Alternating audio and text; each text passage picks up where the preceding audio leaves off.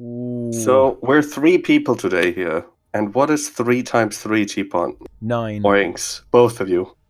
And what comes to mind when you think about the number 9? Wow, 9 months? Are we talking about babies, raid wings? Is it raid Giving wings? birth. Is it what? What is more painful, giving birth or waiting for content in Guild Wars 2? That's actually a big question. I mean, do we know the answer to that one? I'm not sure if we do. But I guess I'll never know. Well, yeah. I'd be surprised if you did find out. Actually, that would be a little bit odd, wouldn't it? But yes, ever the man of the moment, Roca, bringing up the raid wing, because that is what's happening, right? There is going to be a brand new raid wing coming out in Guild Wars 2 this Tuesday. Okay, and there's actually a lot to talk about regarding it. It's going to be in the hidden city of AHDASHIM, okay, or rather, it's actually referred to as the Key of AHDASHIM, which was actually an NPC in Guild Wars 1. So it's going to conclude the story, right, of Kadim. Right, so it's Kadim 2. Kadim is back. Right, will he be the first boss? Will he be the last boss? I don't know. But there's absolutely a lot of exciting things to kind of dive into with regards to this raid. And I think one of the more interesting things about it is that they are trying to bring in the casual player base into the release of the raid, right? By making some open world action, another event, which is kind of, more of these weeks, bonus periods in the game, right? And that is how they have decided to kind of bring everyone together. So even if you're not a raider, you do have something to do in this patch. You have something to be excited about, to get, reason to log back on into the game, right? And hell, if you log back into the game, you might see something in the gem store you like, right? You might go, ooh. I like the gem store. I love it. Ooh, I can't wait. Just right off the bat, actually, Roca, what are your thoughts on the attempted integration of the filthy casuals into some of the raiding content? I mean, I like it. I guess it's pretty cool. I guess in a way, I mean, I actually think it's just good. It's just like, I guess you could say maybe that, hey, if you bring out something else for people to play, that's maybe a little bit disincentivizing people to actually go into raids. But then at the same time, I don't really feel like that'd really be the case. Like, realistically, I don't think people would actually... I think the people who want to go for the raid are still going to go for the raid anyway, right? Oh, the people who wouldn't go anyway are the ones going for the open world. So I think it's just really cool. Yeah. Also kind of like the fact that they seem to be bringing out a lot of skins and then make them if I understood this right, they're making like a whole set of skins and make them the reward for the open world thing. And then later these will turn into raid rewards?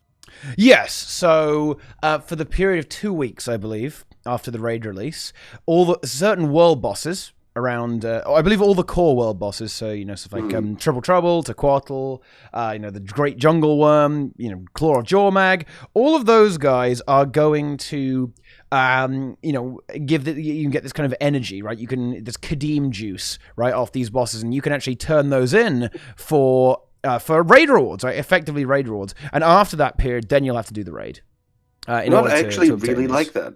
I think that's actually really cool. Like, in the first 2 weeks, that means people might not want to, like, go for the raid as much because they get the loot from open world, right? But once these 2 weeks are over, that means there's going to be, like, a whole lot of people in the open world who have flashy, shiny skins. And when people ask them where they get them from, they basically answer, well, now you have to clear the raids. Yeah. Like, for the future, long term, this might actually, like, just kind of get the word across a lot more. It will certainly raise awareness that raids exist, right? And that this, oh wow, look, there's an exciting reward you can get from them. And yeah, that's a really good thing, and hopefully the desired effect, right? I hope the desired effect actually comes through, which is that people go, oh wow, like, well, let's go and do some raids, right? And it kind of entices people into the raids. But I hate to say, I am actually a little bit skeptical. In a way, I think players are going to see this as instead of like a gateway to raids or an invitation to raids, it's almost like a parallel way of acquiring the skins, right? Rather than, you know, a way that kind of funnels into the other. I don't think the streams of players would ever really cross using this methodology, right? I don't think you're going to convert people from a non-raider to a raider by saying, hey, look, so some open world stuff, right? You know what I mean? Like, oh, no. And I have to say, when I did hear about this, I was a little disappointed, actually, because I was really hoping for easy mode, right? For kind of like a story mode or, you know, relaxed mode, whatever you want to call it, right?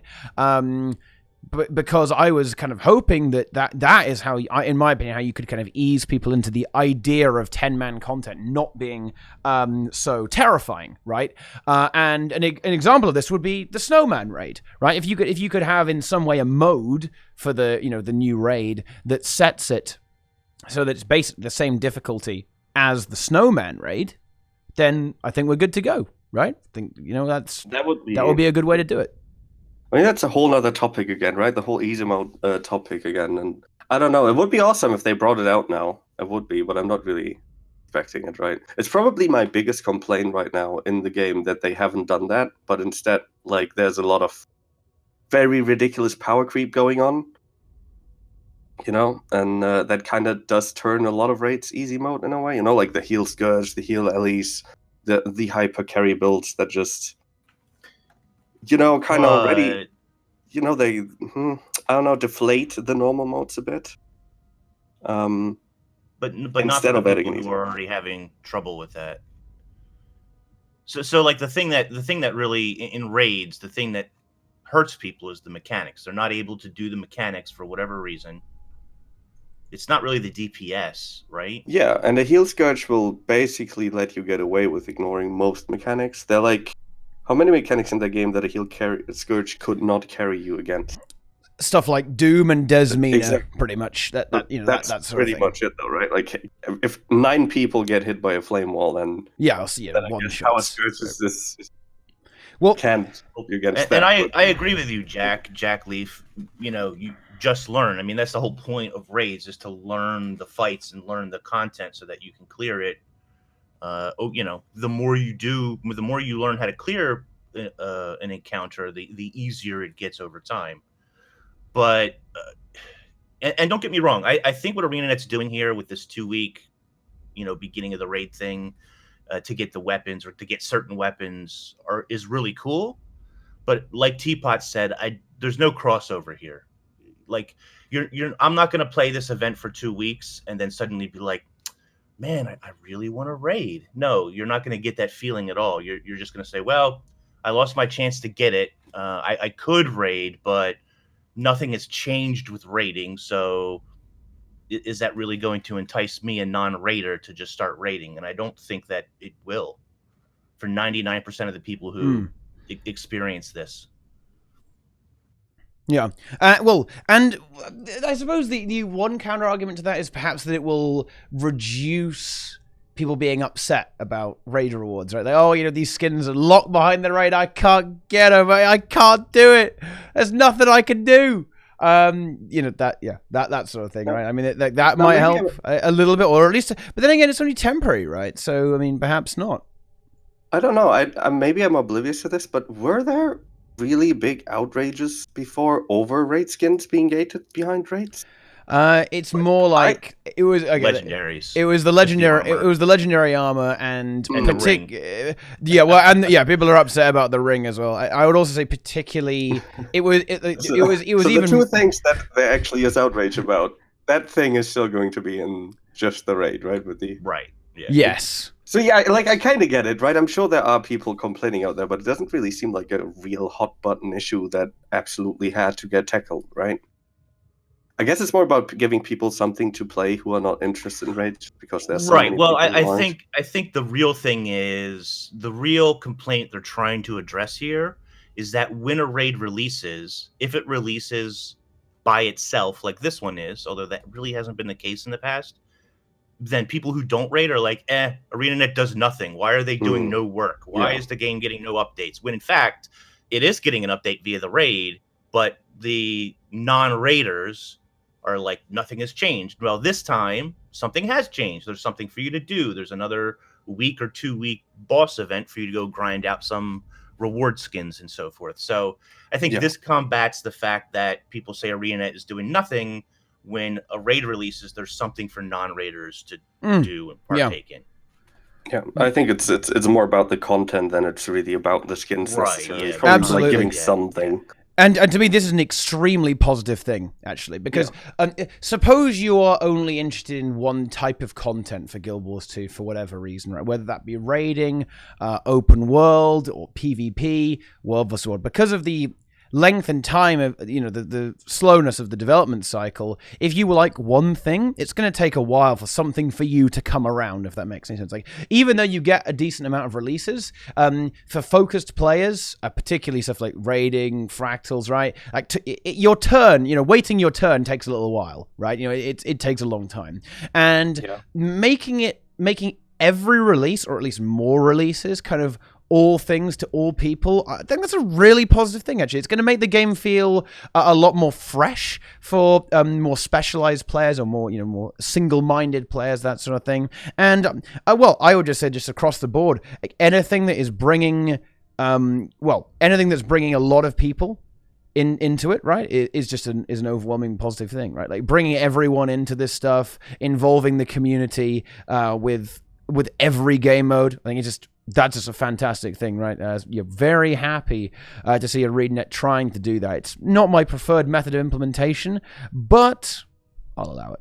I'll allow it. Absolutely. That's a good thing.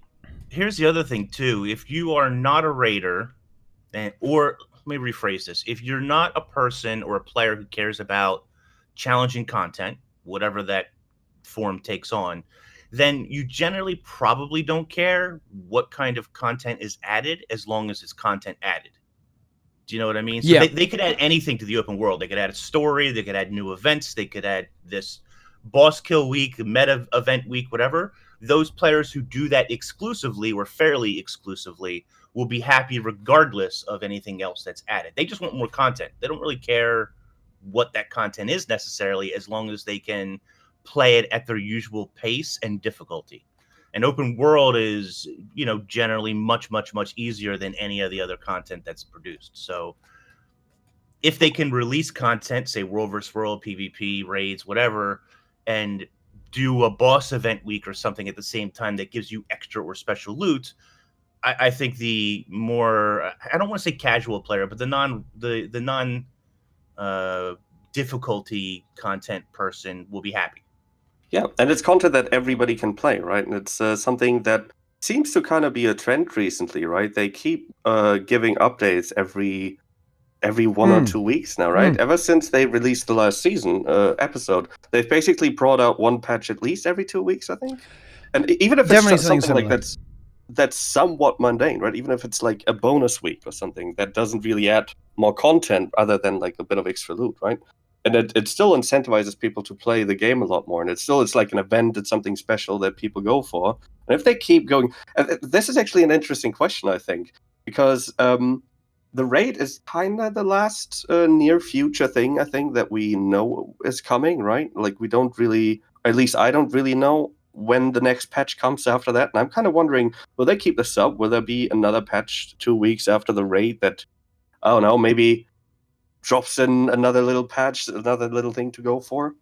I think the answer is yes. ArenaNet's been saying more recently that they're going to continue to do these week-long event things. So they had this thing a couple of weeks ago and I missed it because I didn't log in that one day. Thanks, ArenaNet, for that one, where everybody gathered and threw Nithril into the Forge. Yeah, that was amazing. That worked out so well. Well, and if it runs for more than 4 hours, then yeah, it does. But it didn't work right, and the outcome wasn't proper, and people didn't even know it was happening, and so on and so forth. But they're going to keep doing these types of things, and that's what this pre-raid thing is about. That, like, they had meta event this week, they had boss event the next week. Mm-hmm. So they're going to keep doing these things going forward, probably every 2 weeks or so, I would guess, to entice players to be doing something in the game. So that if you do spend money in the gem store, then you feel like you justify your purchase because you're logging in all the time, which is something ArenaNet really needs to reinforce, because right now and in the recent past, it really hasn't been like your purchases in the gem store are not really backed up by current events and things to do, right? You just kind of like, I bought it because, whatever. Yeah, and I think it counts as one of the things that I think veterans especially have a lot. That's this feeling of, well, 1 week after the patch hits, I'm out of stuff to do, and like you fall into these 2 months of waiting for something. Even if it doesn't, like, it feels like this for me, and I'm not a person who particularly enjoys world boss tours or that goes for metas especially, right? And I still feel like the game something's going on, right? There's something to me that they put in the game that shows that the game is active right now. I think that goes a pretty long way. So I really hope they will continue this trend. Yeah, definitely. And just when it comes to driving player engagement, this is very, very effective. Like, the technique they're using here is incredibly effective. When they do these events, when they do these world boss events, all this stuff, you have skill lag because of how many people are logged in. And then if you check out the map queue, the LFG, you just see so many LFGs for all these maps. Like, it's absolutely incredible. That's how I know. But Teapot, that's how I know Guild Wars 2 is healthy. When I enter a map and there's skill lag, I know there's a couple other people playing the game. I know that it's alive and well. Oh yeah. When I can't actually cast any spells. Yeah. It's so alive, it's killing your game. It's so alive, It's I can't incredible, play the though. game. It's genuinely incredible, though. Honestly, like the data analysts at ArenaNet must be just like patting the developers on the back, because they are doing such a good job of getting people logging into the game. And I think they're just going to keep doing it, right? There's going to be boss events, maybe world versus world events, PvP events. They're just going to keep rattling this stuff off, right? Bonus rewards, bonus memes, right? They're just going to keep doing it. It's great. They're doing a really good job here. And well, of course, we don't know anything financially speaking, but I imagine when we see the figures for their financials for the quarter, I think you're going to see it go up, because you know what they're doing? Whenever there's a world boss train on, do you know what they do? They put the world boss detector thingy, right, on sale on the gem store, right? When this raid comes out, you betcha there's going to be something on the gem store, and, well, they're just going to keep doing that, and they're going to absolutely farm cash. Well, they've also released the Sky Scale as well, which is, that's some big money. Dragons, dude. Before the end of the fiscal quarter, they are going to cash in on that Sky Scale skins. Oh, yeah. Like 3 weeks before the end of the quarter, it's going to be a Madhouse sale. Right now they're waiting. Scale. They're waiting right now. They're just chilling out. Just come and play our game, guys. Come get that Sky Scale. You know you want it. You want dragons. Do it. Aurene, only $50. Come on.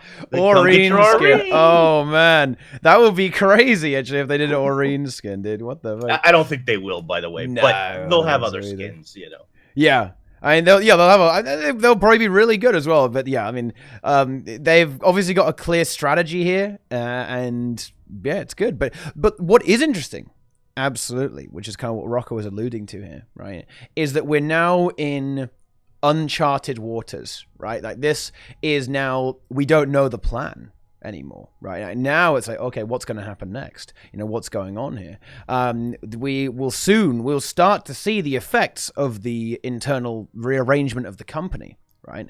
Probably going into season 5 is when we're going to start to see the effect of that. Maybe episode 1 or episode 2 even, right? It is an interesting time, and let's hope we get some communication about it. Are they going to keep going with these events? Are we going to see more development on these events? And, more on the nose about it, what kind of content are we actually going to see developed here in the future? Are we just going to see more of the same? Are they going to focus in even harder on their core base, the story content, right? The open world maps and stuff like that, new mounts, new masteries, stuff like that. Or are we going to see a bit of a deviation, perhaps a re-expansion from ArenaNet into some other content? Raids, PvP, World versus World. I mean, hey, Swiss tournaments aren't here. Alliances aren't here. Raid production. Well, last Fractal was quite a while ago, and I don't think people really liked it that much. We go ahead. So Fractal wise, I think we're going to see another Fractal with the next story release, which we're still like 2 months away from, probably. Mhm. Season 5 is probably 2 to 3 months away, would be my guess, and we'll probably get a Fractal with that. But bringing it back to raids, is this the last raid? Is this it? Asking the Ooh. tough questions, Ace. Oh, I mean, look. It's funny, I told you earlier, right, that recently we were doing a guild run and like somebody said this, like when do you think the next raid is gonna be after this? And like everybody was quiet. Somebody else says, do you think there's gonna be another raid? And then you could hear how everybody started thinking and how everybody just somehow like thought about it like, well, there's not really, they don't necessarily have to do one. Who knows? Like the story arc of that one's done, and well, we don't really know how here's the an alternate season question works. then. Will this raid finish up the Kadim arc Yes. story? Okay. I think so. So yeah. now we need a new story. We need a new arc going forward. If we get another raid, which I think believe it or not, I actually think there will be another raid.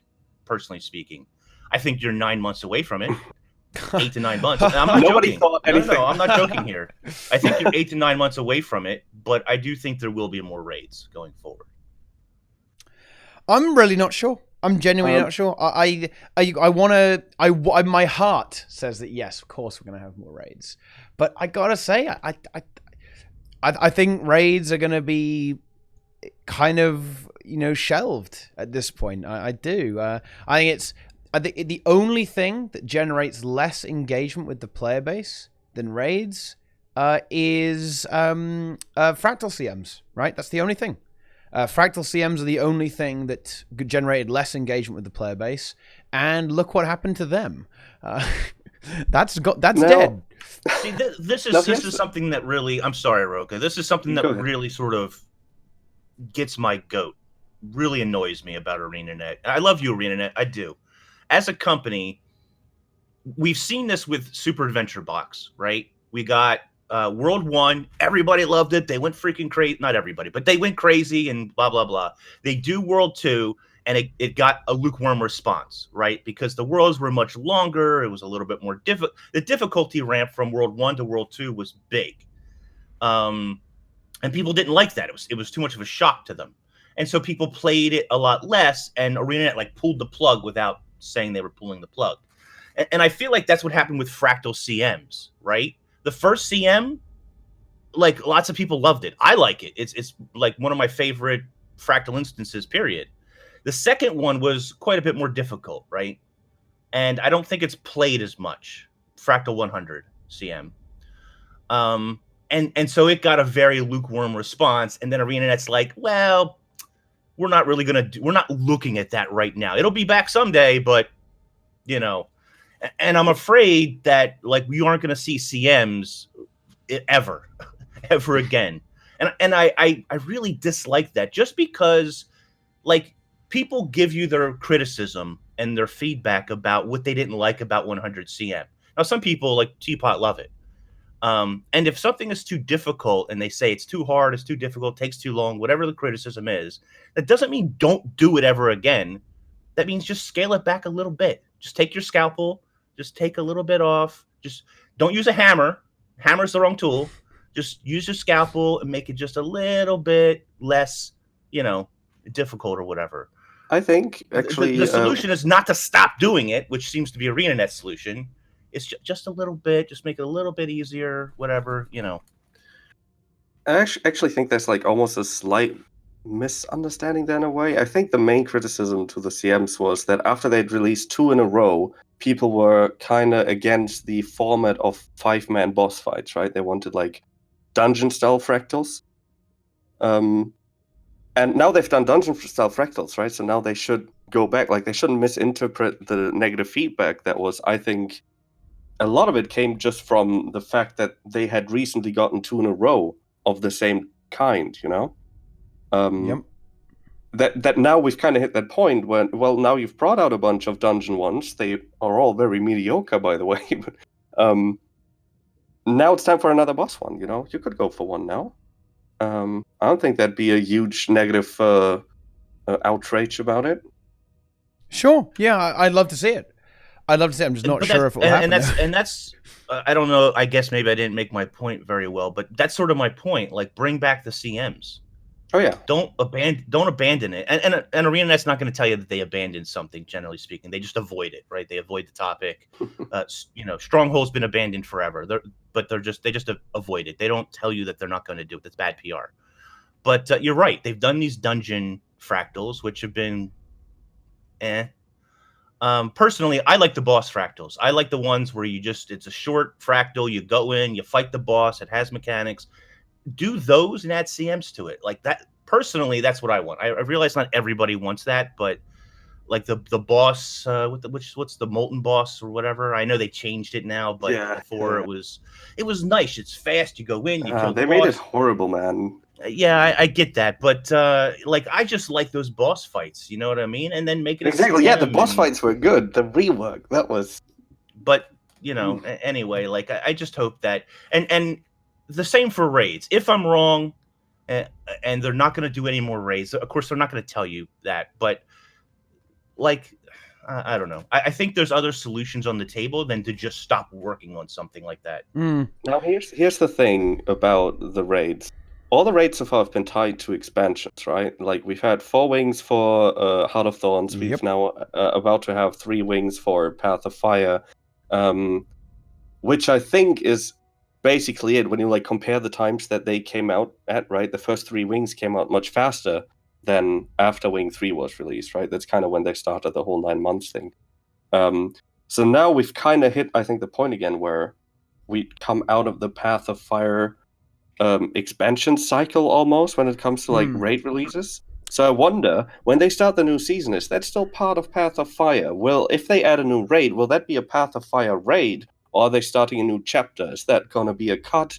Are they even, that's kind of what leads me to a lot of info is missing about what they're doing with the new season, That is a very salient point, Roca, actually, and that's something that hopefully they actually tell us, right?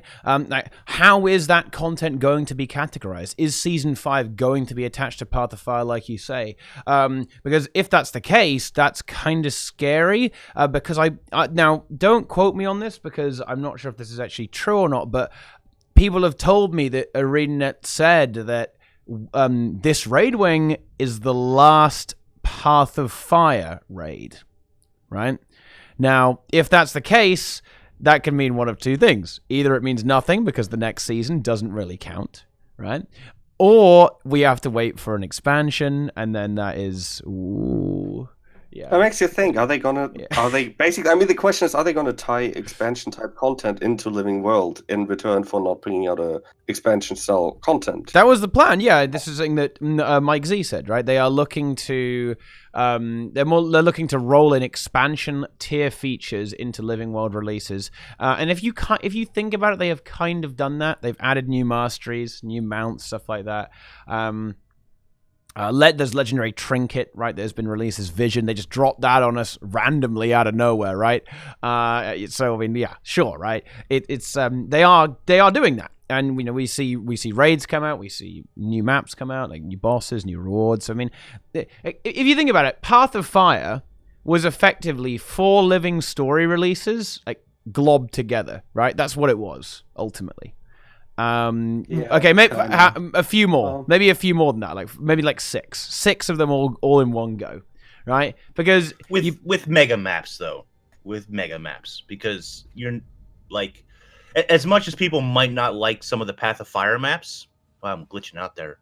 The maps are huge. Like Living Story doesn't get maps they get average size maps, but you know what I mean. So it's like I understand what you're saying, and you're right, but with mega maps and additional mounts and so forth, I guess. But yeah, absolutely.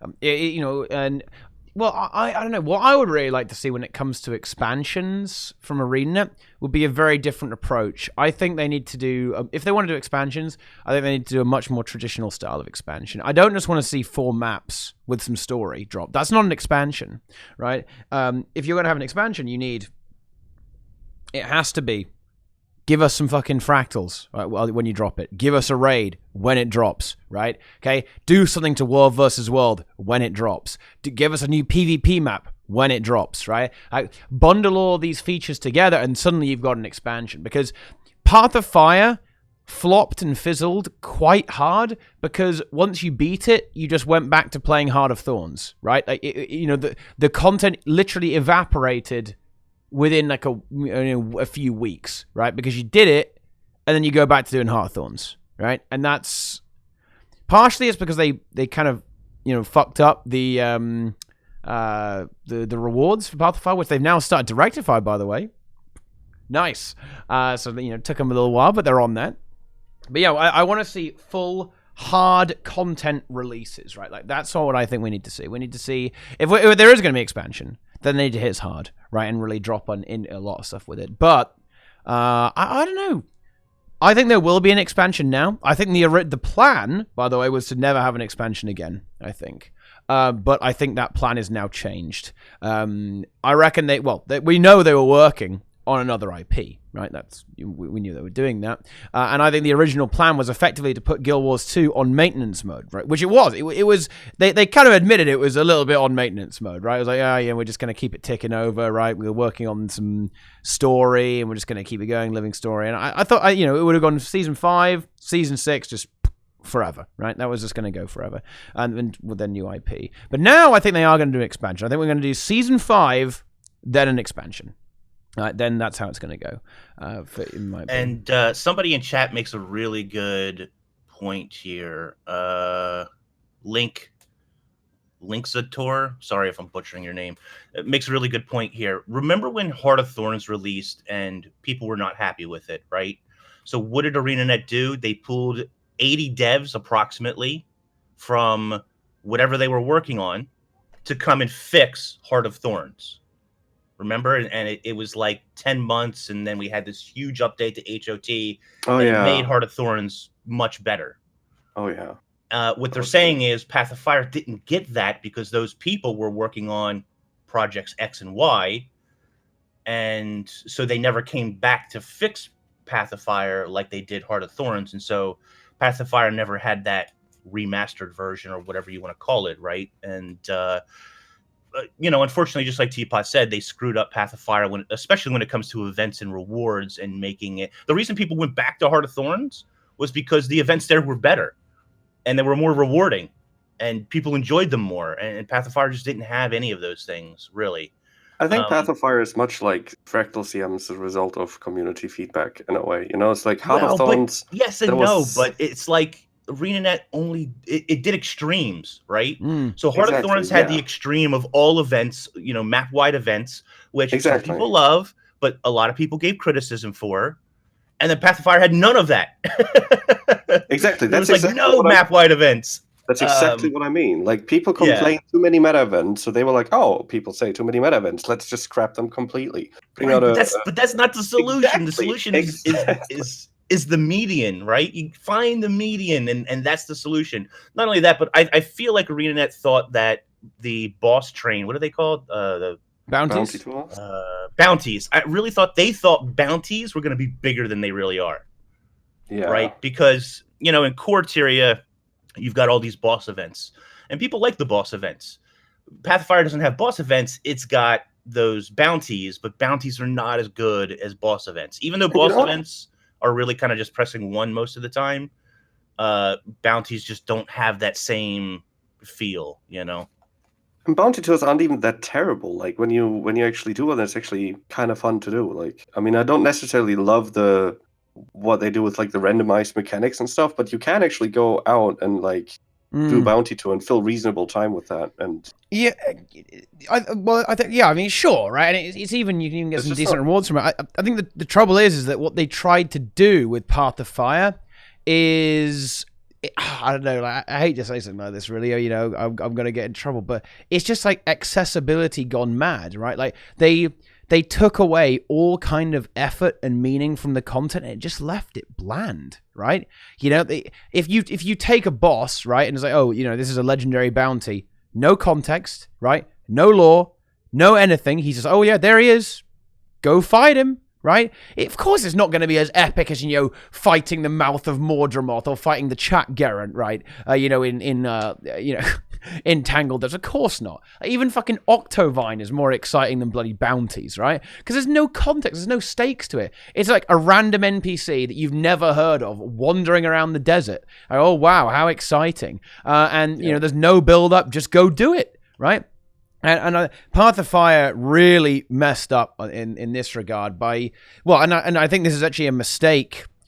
I kind of think this is a mistake that they've consistently made in Path of Fire, is that they've just made it so there's no weight to anything, right? Like what you really do doesn't actually matter, right? It is just like all a face roll, press 1, and just hop on board the train, right, and AFK. And that's, I don't know, that they want everyone to be able to engage in it. So, you know, they just, in Heart of Thorns, there was a bit of a bar, right? You had to jump over the bar of like, yeah, you got to get on the map, you got to commit to the map, right? You got to do all the events, right? I mean, maybe not so much anymore, right? Because you can kind of just cheese it, right? You could brutally cheese it. Just go, yeah, I'm just going to do only the chat Garrett. You don't have to do the pre-events, really. Don't do the pre-events for Octovine either, right? But still, there's you know, with Dragon Sand, you got to be there the entire time, right? What they wanted to do is like, no, we're not doing that anymore. Now, doesn't matter. You can just like hop on board anytime and just boom, they have it. That's it. And I don't know, that's, in my opinion, a really bad approach. You know, it doesn't really feel special. But hey, Dragonfall, right? They changed it with Dragonfall a little bit, I suppose. Absolutely. I actually remember a very nice Reddit thread about this, almost like more than a year ago at least. And somebody said that what they need to do is they need to combine what they did with Heart of Thorns and POF, because both did something really well, but they both did too much of that in a way, you know? Like, Heart of Thorns had great meta events, it was all on a timer, it was all about playing together and organizing. Then POF was all about playing on your own and basically about collections around little one-time experience, like the Dwarven collection and that stuff, you know? Those are amazing, they just don't really have replayability. If you go into like a Heart of Thorns map that has a meta, but you also still have that type of like, hey, I can go into this cave and suddenly there's like a puzzle and then like a little collection thing, that's still pretty cool, right, to do on your own. But it doesn't neither really perfectly work on their own, right? Yeah. Or rather, they'd work the best if they did it together. That would be like a perfect product, right? Definitely. I think that's a very good position to take up, actually. You know, a combination of the two expansions would be perfect, right? You know, yeah. And I still stand by the fact, and you said this earlier, Teapot, they have to release, and not just one. You need, I'm going to say 5, but it's just a number. They need X number of fractals released at launch, probably a raid as well, like a week after, you know, the game comes out or whatever. When people play other MMORPGs, they level up to max level, even in a new expansion. And Guild Wars 2 doesn't up the level cap, which is fine. But they play through the story, they play through the maps, they play through the more casual related content. And then they grind dungeons. They play dungeons and they do raids and so forth. And a Guild Wars 2 release doesn't have any of that. You know what I mean? It's like you said, it's incomplete. There's no world versus world update. There's no structured PvP update. There's no fractal update usually. There's no raid update, generally speaking. So it's just story. It's just a bunch of story and maps and events and so forth, which is okay. But you need more than that, because when you're done with that in a week or two, or maybe a month or two, well, let's say a month or two, depending on how much free time you have, then there's nothing to do. Like you're done. You're waiting for the next living story update. And ArenaNet, to be fair on the company, needs time to prepare that next update after a big expansion.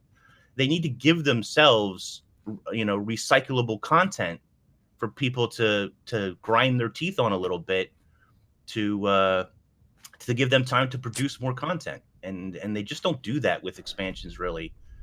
Which is a shame. It's always something I felt they've gotten wrong. Like there's no dungeon/fractal release when a new expansion comes out. Yeah, it's an odd thing to not do, right? When you release a full expansion pack, it's well, you know, the remark that we always seem to make is that it sometimes it just feels like ArenaNet is developing a single player game, right? You know, you just play through it and then you wait for the next release. It's almost like a TV show combined with a game, right? Rather than a you know, an MMORPG, right? So a bit unfortunate, I suppose. But you know, one thing that we do need to talk about, actually, if we're going to talk about a new release. We're going to steer it back to the raid in a little bit, guys. Just give me a moment. Okay, we're gonna go back. Right, we're gonna go back, and I want to talk about elite specializations. I want to talk about elite specs. Now, this is the only expansion level content that we haven't seen shipped with Living Story. Would that be accurate to say? I think that's accurate to say. I think so. There's nothing else I can think of, at least unless you want to count something like Stronghold as a PvP game mode, which is, I mean, which isn't really a regular expansion thing, that more of like a one-time thing. Well, I don't even know what that is, actually. I don't even know what that is. I don't know what that is. I don't think the developers do either. I'm not sure they want us to even remember or think about that. So let's just let's forget about it. Yeah, let's just forget about that. Like that's a weird word to use, isn't it? In Guild Wars 2. Yeah, I don't know. I think now hear me out, guys. I know a lot of people were going to say, Teapot, the game is already busted. We don't need to make it any worse. I disagree. I think this is exactly what we need, okay? If there's an elite specialization that is so fucking OP that it gets rid of all the Scourges and Firebrands in World versus World, sign me up. Let's go. Let's just get fresh, you know? Who cares if you like hit the raid boss really, really fucking hard? Like, he just I don't know. He doesn't mind, right? It's okay. Let's just, I just think it is time to make it fresh, you know, like the best, even if it was kind of a bit busted and a bit obnoxious for a period of time, I just think that freshening up the game, every single game mode would be freshened, right, by the new elite specs. I think it would be pretty much the best thing that they could do for revitalizing the game to especially the veteran players, right? Obviously, the new players and more casual players are going to be really excited, right? New abilities, new skills to use, right? Okay. But you know, I mean, how good would that be, right? It's bring the game. Let's make the game fresh. I think there's one more set of elite specs in there before we had like the serious trouble with being swamped with elite specs. I think there's one more, and then I'd probably stop it. I think at that point, there's like there are gonna be more elite specs than there are like build types. You know, like this. Like if there's one tank, one is Conde DPS, one is power DPS, and one is support, then like the next one on top of that is gonna have nothing for it. You know. Well, do you know what I mean? Like this. Yeah, but it will be fun though, right? For now, definitely. And I mean, with the amount of information I have, I don't know, like, if they even plan to do another one after that, right? So this one I'm definitely game for, but I don't know. I feel like the fourth or fifth round of elite specs, that's why I think it would get problematic. Maybe, but I'm honestly not so sure. At this point, I think that fun should be the priority, right? And keeping the game fresh and entertaining to play is what is important. And I think certainly for PvP and World versus World in particular, actually, it's just going to shine a whole new light, right? A whole new light onto the entire game, right? I mean, what is something that we always praise in Guild Wars 2? What do we always say is great? The combat system, right? The mechanics. Not the gem store inks. That's not what we say. Black line chests. The story. The story and the characters. So let's flesh this out a little bit then. Elite specs, season 5. We're in season 5 now, right? Yep. How do you want them to release it? Like one spec a story? Two specs a story? I mean, 2 would work, right? Yeah. Do you have to pay for it? Well, you know, that is where things start to get interesting. Like, what are they going to do with season 5? Are they just going to give season 5 away? Pay to win? Pay to win? Well, I mean, some people already say that some people already say that the expansions are a bit pay to win. It's very odd, actually. I've never understood that. God, all at once. Dude, I would love all at once. That would be so good if it was all at once. That would be right. But if it's all at once, let's be realistic here. If it's all at once, you're talking how many months? I don't know. Who knows? Maybe it drops Like, halfway through the a season. while. Maybe it drops A halfway while, through. They're right. working on it right now, and it's halfway through the season. I mean, I hope so. I mean, I hope you're right, because I'm not much of a numbers person or a spec guy. I just go watch Nike or look up Snow Crows or something, and I'm perfectly happy with that. But I know a lot of people love to build craft. Even though I'm not a build crafter, I still want elite specs. I still want an alternate way to play the classes that already exist. I mean, that's fun.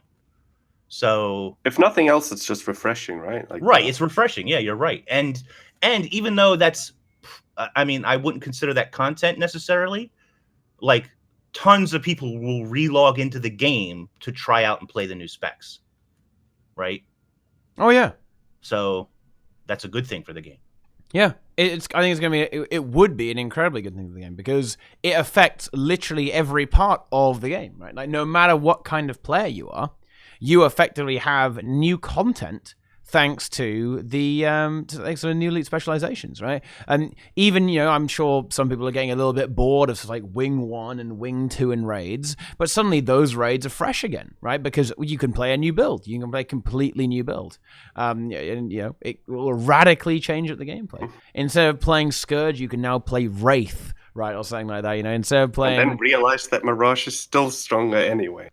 Well, just go back to Mirage. But it's just for fun, though, right? It's just play. I get it, for absolutely. Fun. I agree. agree. And maybe they could, maybe they'll eventually nerf some of this stuff, right? I'm dying to a Barracuda in the game. You guys better come and res me, okay? Get on that, right? I'm gonna be mad, right? Someone come and guard me so I don't die to these Barracudas. But I don't know. That'll be fantastic. And people are saying that you'll eventually have every role for every class. Well, we're kind of already there. Like, pretty much every class can do everything, more or less. You've got most classes have a power DPS. Most classes have a Condi DPS. Almost every class can do everything. Yeah. That's why I'm saying, right? There's not that much room left for lead specs to actually do something. I think there is. Like, there's different ways of doing things, right? There's different ways of doing things, and there. I mean, for example, only one class really can boon corrupt, right? It's Necro. Like, why not have something else that can do that a little bit, in a slightly different way, like not in the same way as Necro, but slightly differently. It can manipulate boons in a way that isn't, just the same as Necro. Or I don't know, like the only class that really has Aegis is Guardian. Okay, maybe we can, go there. We can go somewhere different with a different way to do that. And Chrono. Yeah. Well, Chrono has a little bit, right?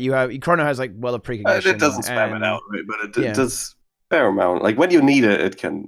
It can, Chrono but provides. not on the same extent as Guardian, though, right? Yeah, definitely not. No, not yeah. So I know you can have some. I think there's plenty of flexibility there, right?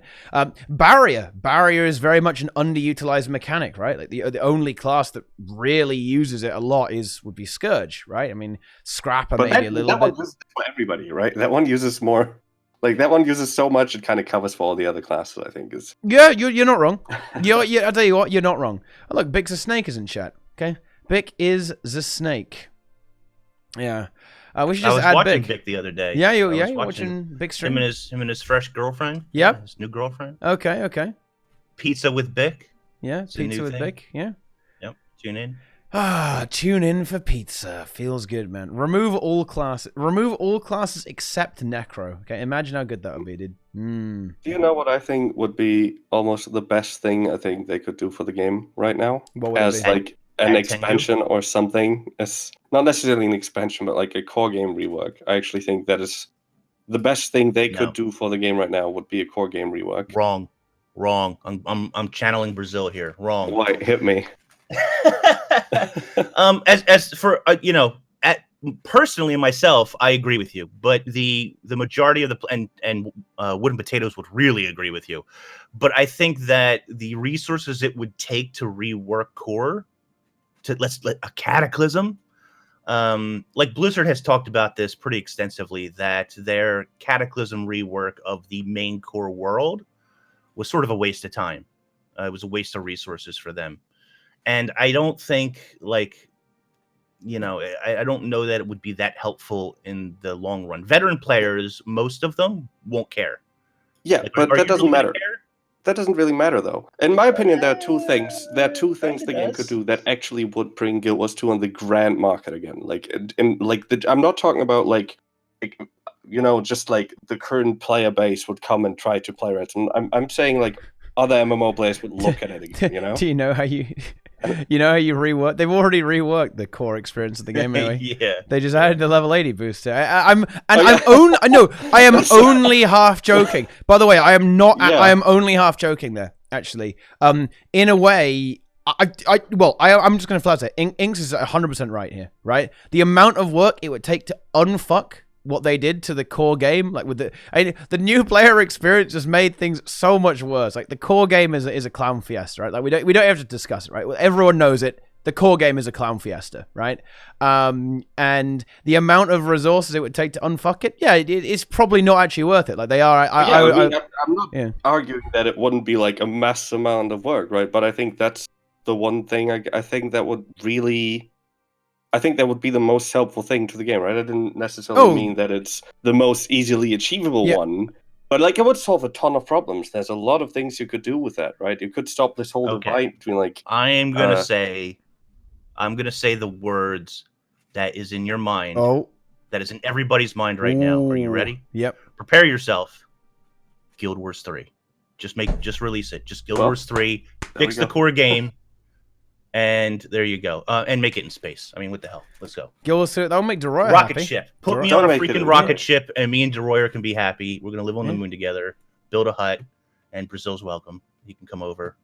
And no, seriously, like if you're gonna rework the core game, you're gonna put that much resources into it. Guild Wars 3. You're just relaunch the game, redo it, do it proper. Because and you're not wrong, Roca, in saying that it would really help the game. Because I totally agree with you. The core game itself could really use a rework. I just don't see it happening without like a total re-release of the game. Well, I mean, that certainly is another way to fix it. True, that would fix the same issue. Just make a completely new game. Then again, I mean, that doesn't really solve the whole "it's too much effort" problem necessarily. To say, well, don't rework the core game and create a new game. I think you can perhaps solve the same problem with a different approach, though. Like, what's the problem with the new player experience? Well, it leaves people with a very poor understanding of what the game is really about, right? I think that would be a fair thing to say, Rocker? Is that kind of the complaint you have? That's probably the main point that I would like to see tackled, right? There are other things, but that's the biggest problem, right? People arrive at endgame, they have no idea what to do, and just as importantly, why is that? Because when they redesigned the core experience, and when they designed the original Guild Wars 2, the end game we have now was not the end game they had in mind when they designed Guild Wars 2. Not even the combat was the one that they had in mind, right? Like the trades weren't the same. For as much as I fell in love with Guild Wars 2, I fell in love with the wrong thing. I fell in love with PvE and map exploration and seeing the Shadow Behemoth for the first time and doing the different dungeon exploration paths. But that wasn't what ArenaNet was trying to sell me in 2012. That's what they're selling me now, sort of. But in 2012, they were selling the PvP experience that was incomplete. And because it was so incomplete, they shifted their focus and found that there's more money to be made for a PvE-focused game with a gem store.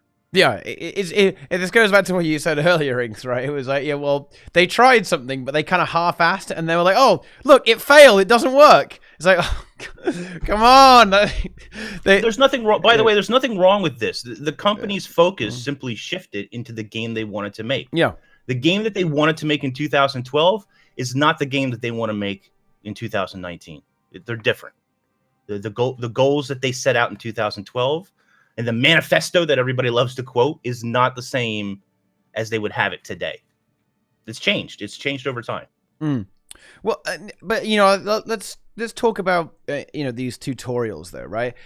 Do you not think, Rocker, that we could perhaps address these issues by, instead of reworking the entire vanilla game, which I think is okay. I don't mind the maps. I don't mind the maps and stuff like that. But why not have some actual tutorials saying, oh yeah, this is what boons do, this is what conditions do, this is a break bar, right? This is dodging, because one of Brazil's favorite stories is that some players literally they get to level 80, right? And they don't know how to dodge. right? They don't even know that you can dodge in Guild Wars 2. So let's tell the players about these things. Let's, try to explain the stats, right? So they know what's going on with the gear, right? Like, I don't know. Even stuff like what I would love to see actually for certainly for raids and stuff like that is like, I don't know, just dungeon journal, right? You know what? Let's quickly talk about what does it mean rework? What does it mean rework? Because I'm not talking scrap all the maps and like remake every map or something, right? Like I think we're almost a little bit overstretching the amount of effort that a rework might take, because like you can still reuse a lot of what you have, right? You'd have to remake a lot of story. You'd probably have to change a lot about the maps. There'd have to be some kind of bigger event that's going on that causes this story-wise, Like, I don't know, you could have a dragon invade Tyria or something, like wreck shit up and make it full-on cataclysm, even though that would be a little bit of a copy-paste. But, something had to be going on that changes the maps a little bit geologically, right? It doesn't have to change everything about the map. Queensdale isn't suddenly underwater or something, or suddenly an ice map. It just has a big chasm in the middle or something that leads to Primordus's cave or something. I don't know, like something, right? So if you put it on like an expansion scale kind of stuff, I think the map remodeling they'd have to do might not even be that much more. Because they wouldn't have to remake entire maps, they'd have to alter existing maps. Then they'd have to probably rework the story. I think that's probably the biggest part. If they had to rework the core story. And that's where the tutorialization would come in my opinion, right? Because core story, I think that should put you in an instance that's a proper tutorial. Every game does this. The Last Online did this. The biggest mistake, one of the biggest mistakes ArenaNet ever made was doing what they did to the story. Like the way the core story plays out right now is, I don't get it.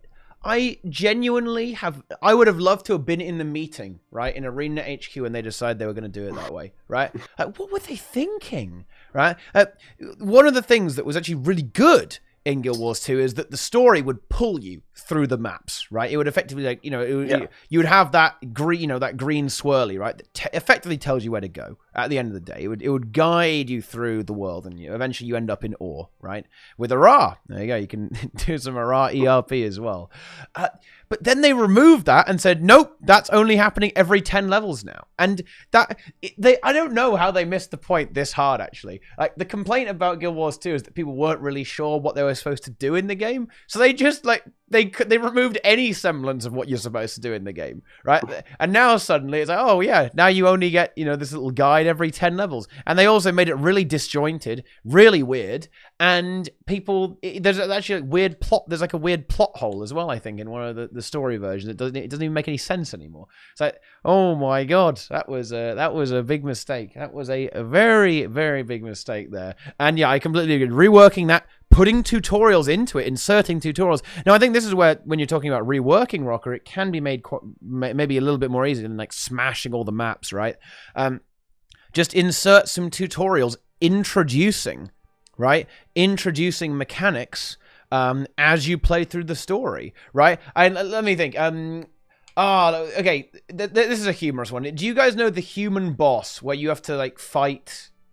You have to fight like a guy with a hammer, right? Does anyone? I don't know his name. Isn't like the really early instances? Yeah. Really early in the instances. Something with a nose, nose. Oh, is that big? Is that Big Nose Ted? Is that Big Nose Ted? Okay. All right. If that's Big Nose Ted, then why not have Big Nose Ted have a break bar, right? Okay. Yeah. And when he's doing his hammer smash, it doesn't matter if you get hit by it, obviously, right? They're not going to fuck you over. But when he's doing his hammer smash, right, have an NPC like yell at you, say, like stun him, right, or something like that. You hit him with something, right? And so then when this happens, right, he's got a pathetic break bar. It's like 10 strength, right? So like even Cripple would do it, right, or something like that. I don't know. Like, get him with something. Like get him with some crowd control. Hero, go. Yeah, right. Absolutely. And then there you go, right? You can learn. You can help them learn the game. No, I think if they did this, I think that they should go further. Tutorials, I think the main priority, right? But I think they should scrap the weird talking sequences that the core story has, because that's I personally, maybe that's personal taste, but I think that's terrible. They should add a lot of what they like do with Heart of Thorn storytelling. What you said earlier, like the tying it into the maps, tying it into like exploring on the maps. All of that stuff, I think they should put in there. And then, like, you could actually, I think that's where Guild Wars 2 loses most of its players. Like, it's like the core game is just not very enjoyable. It's like I don't think I've watched a stream in the last year where somebody was playing the core game was like, wow, this is so good. It was usually somebody like playing it like, I want to get to the Heart of Thorns map now. Like I want to get to where the stuff is, right? I want to get this over with so I can move on. I will slightly play devil's advocate here because I actually don't mind the core maps and the core story. Like certainly when I played through it, it was perfectly okay. I didn't mind it at all. And I had fun. I like the maps. I like exploring them. So I think that's okay. But I think it's not for everyone, right? I think that's the trouble. Like if you're into a more traditional MMO experience, then it's going to slightly exploring the maps is fine, right? But the rest of it is what I don't like. I don't like the story. I don't like how the story is told. The maps are like, I mean, I don't like hearts, I guess, but other than that, I've been actually exploring the map recently myself, and it's not that I don't hate, right? But I think the story is kind of like, meh. Yeah, it's a lot of like weird little mini games that like require you to like, hey, have this drinking game with this pirate, and then it's like it takes like half an hour or something because there's no explanation to how your skills work, and it's kind of parts of it are kind of weird sometimes. I think that can lose a lot of people, but I mean, obviously, obviously we liked it when it came out, so there must be something to it. But I don't think it's up to standard. I'm going to steer. Yeah, sure. I think that's fair. It's certainly not as good as Heart of Thorns and Heart of Thorns content, right? For sure.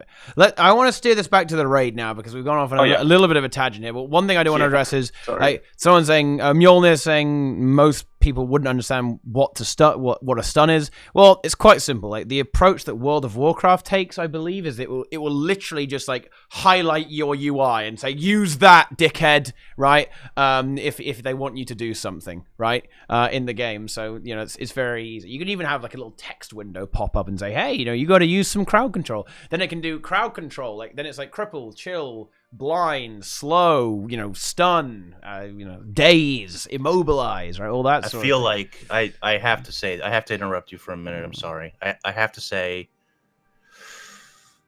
the whole dickhead comment, I feel like you're being a little toxic. Yeah. And we're all toxic. I've been told. We're all especially me. I'm super toxic. Yeah. But hard exposed. Please roll it back a little bit. We're trying to have a non-toxic tea time. No arsenic in the tea, please. Just roll it back a little bit. Just try not to, please. Take it to Twitter, boys. Wow. Keep it on Twitter. Are you, Inks, are you on next Thursday, are you doing a Guild Wars 2 Community Expose stream? How long have you been planning yours for? Are you...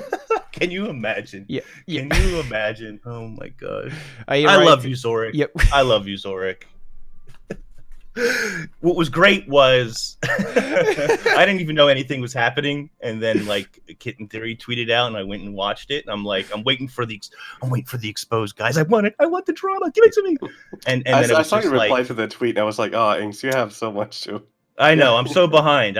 What am I doing during the week? Like, I don't know, man. But I was waiting for the names, man. I was waiting for the name drops. Yeah, I was a little disappointed. I'm sorry. I love you, Zorik. I was a little disappointed. I wanted name drops. I wanted the heat. I wanted the fire. The toxicity feeds me. I don't talk to Brazil enough anymore. I need the heat, man. I need it. Yeah. Oh, yeah. Absolutely. I was hoping for some serious expose as well. Oh, yes. Thank you, Linka, for reminding me about this. Okay. Let us talk about. No, we're not doing this. I'm just going to rant about this, and then we're going back to raids. In fact, Roca, say something about raids after this. I'm just going to quickly just like be annoyed by this. This system, okay, that when you learn, when you level up, you have like one fucking skill, okay, and when you have, you can't even like use an offhand until you're like level 6 or some fucking bullshit, okay, or whatever it is, okay. Ooh! What the fuck, ArenaNet? Do you actually think that the players actually are brain dead? Okay. Just let people play the fucking game. Why do you have to just hold people back like this? It's so terrible. Like having no abilities until you're like level 20. You can't get an elite skill till you're level 30. What is this shit? Okay, what a terrible idea. Oh my god. Why do this? Like, why handicap people? Why like kneecap people while they're even playing the game? Imagine that, you're playing Guild Wars 2, dude. Okay, until you're level 10, you've got like fucking 3 moves, and you're just like spamming one really hard. Like, oh wow, they're gonna be enamored with the gameplay. Oh my. Okay, say something about raids. I'm fucking done. I'm out. Okay. Raids are coming out soon, Teapot. So it's gonna be an AHDASHIM, which is pretty poggers. It's pretty cool. Yeah. Well, yeah. What? Here's one. Here's a good one. Here's a good one. Do you think Kadim will be the final boss of the new raid? Well, now, when we're talking about lore, let's get in the mix. Let's see what we see here. Key of AHDASHIM. Boom. Okay, memes. What did we see in the trailer, Roca? Branded. Okay, what color was that Jin? Branded. He's purple. That's final boss. I'm not sure if it's Kadim, though. Okay? That may actually be, like, the branded key of AHDASHIM or something like that. Okay? Or maybe Kadim has become branded. I actually think there have been art posts somewhere. I saw this on a Discord somewhere. Like, I think an artist posted this, like a 3D model artist posted something on her art station thing with like 3D models. I think it had like a name under it that said Kadim. Oh, it's confirmed Kadim. Okay, it's actually confirmed. I think so. Yeah. Yeah. I'm being told that it's confirmed Kadim, actually. In that case, I would say that that is probably the last boss. He looks epic. He looks cool. He's got a cool crystal thing. Okay, that he's kind of channeling into. Kadim, final boss. Boom, boom, boom. First boss, probably like key of AHDASHIM. To get in there, right? He's the key. Second boss. Now, on a German website. Okay, I can't remember what German website it was. There was those damn Germans again. Those bloody Germans. Okay, so tired of those guys. Let's see. There were images of 2 Jin, right? Okay, some like elemental Jin. I think an earth one and an air one. Now, I think, guys, that we may actually be seeing the first of not Lagos. I think we may actually be seeing a more of a council style fight. This is pretty much the only thing we haven't seen in Guild Wars 2 raids, actually. Lagos came close to this. Right? But I think there's actually a decent chance that we may be fighting more than one boss at the same time here, actually. And that's going to be those Jin. It'll be like a duo or trio of Jin where you actually have to fight 2 or 3 of them at the same time, actually. And you know what? They're going to get around the epi thing, because if you bring them too close together or something like that, it's going to like fuck you up, right? Like, they'll kill you. So if you try an epi bounce, they epi you, okay? Boom. Or maybe they just like disable the epidemic skill there. I don't know. I would love to see. I would love to fight more than one boss at the same time. Or maybe they forget it. Yeah. Or maybe they forget it altogether. Everyone has to do all the mechanics, because you have to kind of like do it like a dance, right? You have to kind of like juggle around. You got to be moving around. Like you have to swap, right? You got to swap between the bosses or something like that. I don't know. I would really like it if there was some.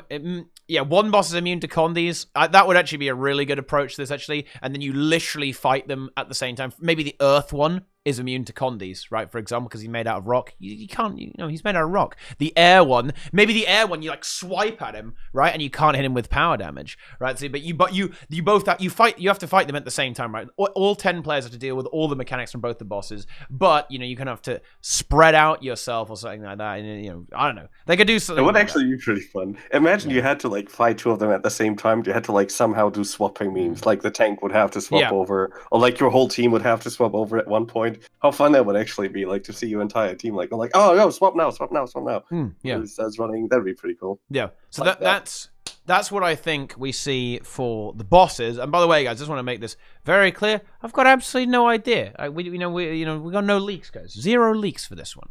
Kadim will be final boss. It is his story. It's going to be wrapped up.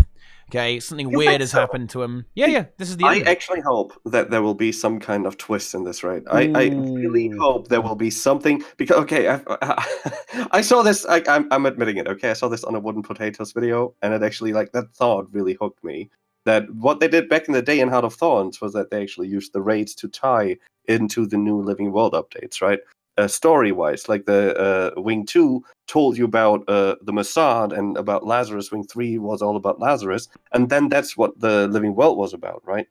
And I'm like, ever since I thought about that, I was like, oh shit, that would be awesome. Imagine that, like something like this for this raid. Like we beat Kadim, maybe he's just the second boss or the third boss, and there's a fourth one. Who knows? One may still dream. Or event, maybe it's just 3 events and then Kadim. Who knows? 3 Um, events. and Why would you say and something then like that? after Kadim, it's like, hey, now here's the person who's really been pulling the strings, and that ties us into the next Living World story because that's now something of global importance. Maybe it's like, okay, but it was Steve the entire time. He's like in the palace behind me, and like you guys aren't done yet. You thought that was my plan, but it really wasn't. Or like I don't So know another character. now, forgive me, I don't know the story because I don't raid, but he's infected by Krakatorik's magic, isn't he? He looks a bit like it, but that's not really what happened to him. Well, even if he isn't, the creatures in his instance are all branded, right? Lots of A them lot are, of them, yes. yeah. Yeah. So, I mean, that's how it ties into the story, right? We just defeated Krakatorik. Krakatorik's magic is infected this place or whatever. And I mean, that's how it sort of ties in. So I would assume that it's going to end, like it's already tied into the living story in a way. But that's not necessarily like really important story-wise because he doesn't necessarily go there because of Krakatoric influence. Or at least there's nothing that hints at him going there because of Krakatoric. He's pretty much completely independent of that, right? What No, I happened to know, him but was raid stories, and maybe they've changed their mind on this, but raid stories are supposed to run parallel to the living story. So not necessarily intersecting with it, although Yeah. I guess that's not necessarily true. But then again, they haven't necessarily done this as well all the time, right? There are, like as I said, there are instances in the past where they have used them more as a segue than really as a parallel story. And then I think back in the day, I think people actually got kind of pissed at them for doing this. I think that's when we had a lot of people complain, they oh, did. there's cool story Anytime there's behind raids. story or anytime the raid story is better than the living story, people get really upset. Yeah. But at the same time, it's so cool. I actually remember Wing 2 progress and being one of the first groups that killed it, and seeing that final cutscene of Wing 2 massively hyped me back then. Yeah. Because that was like an impactful story thing to know about before anyone else.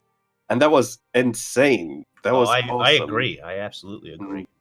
Oh, something like that in another raid. Maybe I'm just getting too excited about it. Maybe I just want it so much now that I'm stopping to see reason, but it would be so awesome if they did. It'd be so cool. It would be awesome, and I really hate to raid on the parade here. I think they've taken a completely different approach to raid story. I don't think it is parallel anymore. I think it's really, really parallel. I think there's zero intersection. I think it's like almost like this kind of cool little side story, and the reason for that is because of the triggering. Like I agree that the Wing 1 through 3 was absolutely fantastic, right? And it was amazing because it was integrated into the actual world. The events were going on, right? And well, don't get me wrong, it can still be done extremely well if you look at something like Wing 4, which was very much kind of like a blast from the past isolated story. It was still fantastic, right? And it was really awesome, right? Certainly taking that darker tone was great. It still had kind of something to do with the story, right? That was going on. Well, I guess it was kind of tied into the whole, Eye of Janthir, Mersat arc as well, right? With Saul. Okay, but less so. And then Wing 5, it was, let's be honest, like Wing 5 was totally disconnected, and the same with Wing 6. Now, Wing 5, they did have something in the world, right? You had these corpses of these Grenth priests, right, about the world, which is a nice little thing, right? Kind of integrating it into the game, which is fantastic. And, well, that's certainly going to happen with this new open world event with, the Kadim juice, right? Getting those raid weapons. But I think the story will be very much kind of unrelated. Like, it will be like, Kralkatorek, he exploded or something, or actually it depends. Yeah, Kralkatorek exploded. Look, now Kadim's all purple. Get him, right? I don't think they're going to be dropping any likely, major bombs, right? Because they want to keep everyone happy, and I understand that, right? I understand that. One other thing that does make me think that something like this could be possible is just the fact of like the absence of other teasers. Like there's like one really tiny teaser that apparently was at the finale of the story. But other than that, we're very much clueless about where to move on next, right? This is like the next thing that has any story at all that we know. So this could be just an opportunity, basically, to say, hey, this is like, we're just hinting at it. Hey, like, at the end of the day, we just hear Shiro laughing, like, and it's all like, oh, okay, but guys, by the way, I would. By the way, remember a couple of weeks ago. Well, I'm frozen. Discord, come on, man, get your stuff together. Remember a couple of weeks ago when we had. By the way, this is a tip for the marketing people. Free advice. So take note. Get your note ready. Oh, get your okay, notepad ready. Okay, nice. Remember a couple of weeks ago when we had a tea time and I said they were talking about dragon juice. You had the sky scale juice, the dragon juice, and we talked about how to market that. Well, now you got Kadim juice. ArenaNet, when am I going to see Guild Wars 2 flavored juices? We got Kadim juice, we got dragon juice. I forget what the other ones were. You got to go back and watch the old tea time from like 3 weeks ago. But come on. When are we going to see these juices? Put some, call them energy juices, quaggan milk, muscle milk, little muscle quaggan milk. Never. I would never come on. drink a drink called quaggan milk. So let's do this. Like the worst thing. We had bubble tea. No, bubble tea was failed. Yeah. We need some quaggan muscle milk. Just don't call it dragon juice. Let's make it happen. Energy drinks. Let's go. You should team up with what is that company that Dr. Disrespecting them all? G Fuel. G Fuel. Team up with G Fuel. Oh yeah, G Fuel. Yeah. You got to get your Guild Wars 2 fuel. Let's make it happen, Arena. Well, you've all got the G there, right? I'm ready to buy GW2 fuel, dude. Look, I'm drinking terrible battery acid here. Yep. ArenaNet. I need a quality drink to go with my Guild Wars 2 experience. Let's make it happen. Come on. Great idea, man. Just don't call it quaggan milk. Call it quaggan milk, please. Please, quaggan muscle milk. Let's make it happen. If they did it, I think you'd have a lot of bias. You'd have a lot of bias for quaggan milk. Of course you would. Absolutely. Yeah, come on, let's do it. Did you see how people tried to hop on that bubble tea thing? People be going crazy. Yeah, look. Choya juice. Do you know what? The bubble tea thing would have been so successful, right? If they hadn't like fucked it up so badly, like the bubble. Well, not ArenaNet, the bubble tea people, right? Like it didn't work. It was rubbish. Wow, what a fiesta! Like, weren't people like completing it like 20 times or something like that? Like, just, oh wow, yeah, incredible. I know people who literally had 150 outfit codes afterwards, so like giving them away to friends. Like, you want 10? I'll send you 10. Not one, I'll send you 10 because I have hundreds lying around. Incredible, amazing. Oof. Do you want to outrun a centaur? Then you're gonna need some Kadim juice. Let's make it happen. Come on. Oh boy. Yeah. They should hire you for marketing, dude. Get your Guild Wars 2 fuel ready. Let's make it happen. Yeah, that sounds good. No. Ritlock's muscle milk. Look, come on. This guy knows, dude. Fresh from Char. Let's go. I think they should open a taxi company called Tyria Taxi. Yeah. Delivery service, kind of like skip the dishes or something. Tyria Taxi brings you food. Yeah. Like this fucking shit, dude. I don't want to see that. I don't want to see that taxi ever again. Like, we don't ever talk about that, guys. Okay, chat. I'm banning you. Okay, you're all getting fucking banned, all of you. Well, okay, no taxos. We want to forget that. Yeah, that's exactly what I just said. I'm sorry I derailed there, but it had to be said. Yeah, Inks. ArenaNet needs a little bit of marketing help. Fuck, Inks. I'm trying to make the money mainstream. Well, yeah, let's make it happen. They definitely do. They definitely do need some fucking marketing help. I'll give you that. They absolutely do. Can we talking about marketing? What do you think about the trailer, man? What do you think about the trailer? Let's talk production quality on that trailer. I have actually laid down the gauntlet. Okay, after Wing 7 release, I am going to make a trailer for Wing 7. I'm saying this on Tea Time, guys. Oh yes, please. Okay, I am going to make a trailer because I don't even know what to say about the trailer. It showed the raid wing, right? But the energy level. Let's talk about the energy. Oh, it's such low effort, man. Look, All they did was they turned on their fucking hack or whatever they've got and like walked through the instance and like looked at the bosses, right? Zero hype. No, they didn't even show any combat, right? Like the boss is like smashing you or something, like beating you to death, right? The NPCs were literally doing their idle animations, right? That is it. For like 15 seconds too.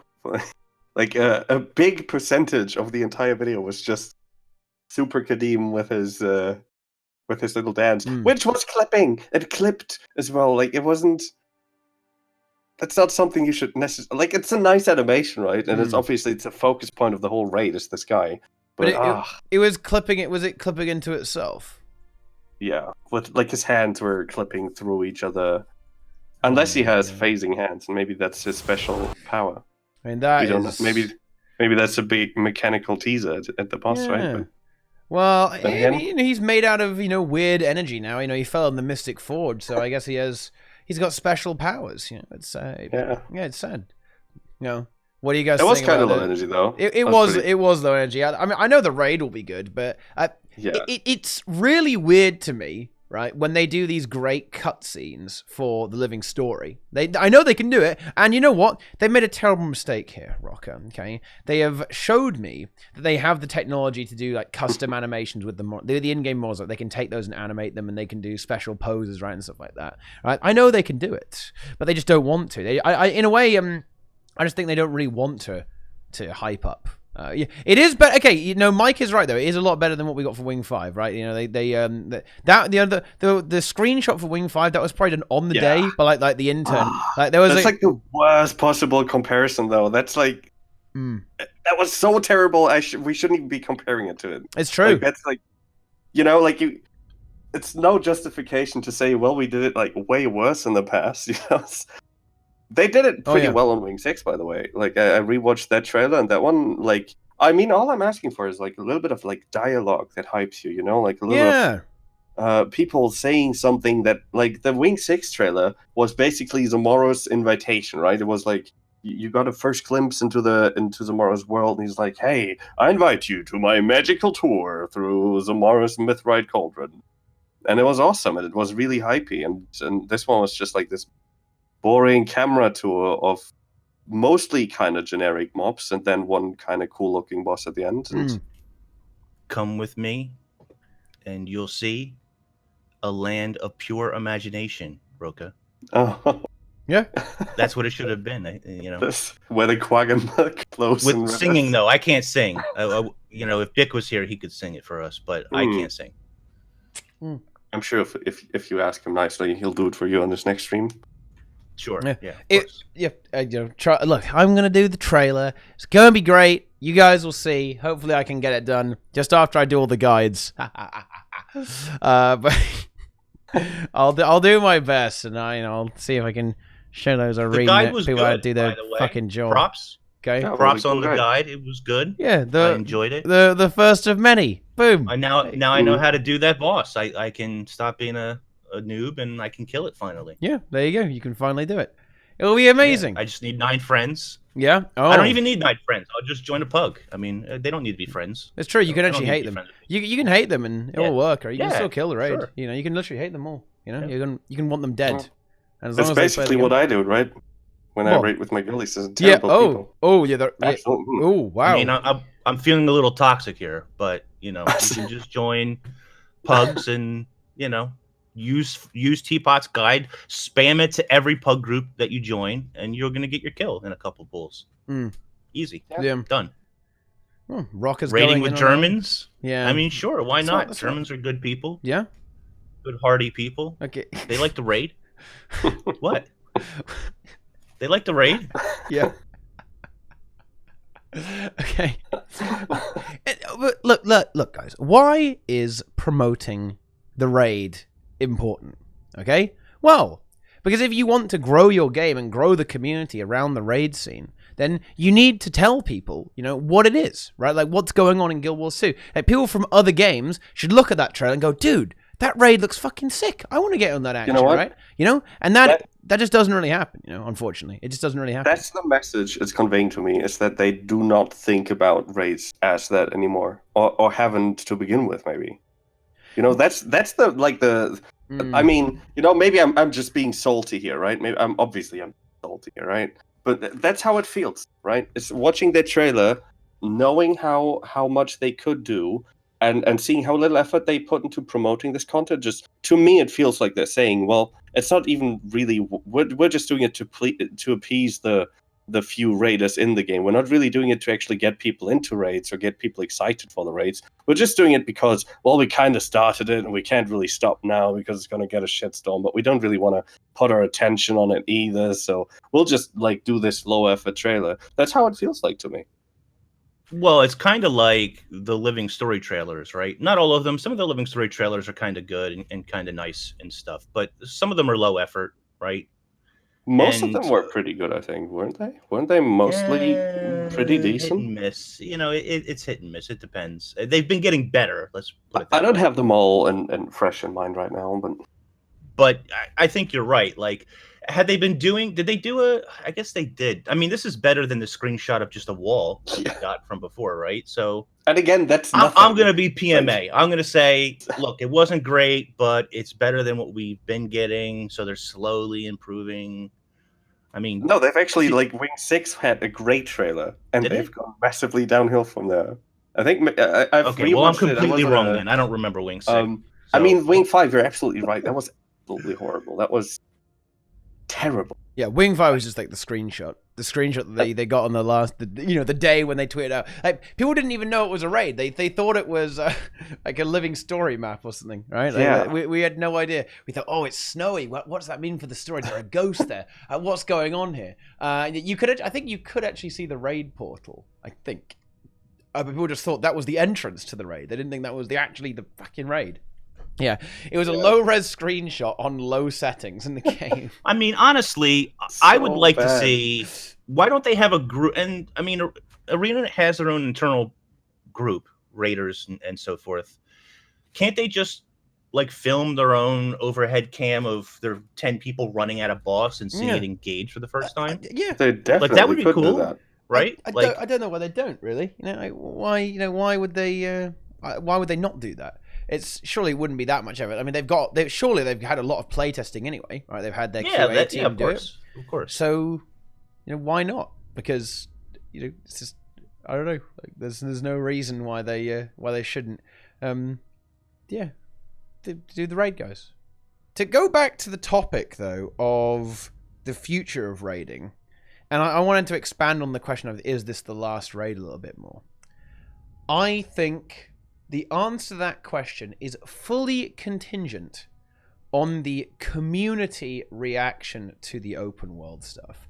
If it drives engagement in the open world bosses, right? And that means they can use raids to also appeal to their majority player base. I actually think, in a way, raids might actually be saved. However, if people don't like it, if the community doesn't like this, the way the open world stuff is, they still complain about the raids, it's not enough, there's not enough rewards, I can't get my legendary ring, ain't it? What, I'm fucking mad.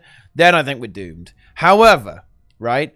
We're doomed. But if it does really well, then I think we'll see another raid. That's what I mean. So first of all, ArenaNet should know better that people are going to complain about the legendary ring. Any legendary that is locked behind anything but open world money grind or whatever, like the weapons are, is going to meet resistance and people not liking it. So they should just ignore that, in my opinion, or expect it, one of the two.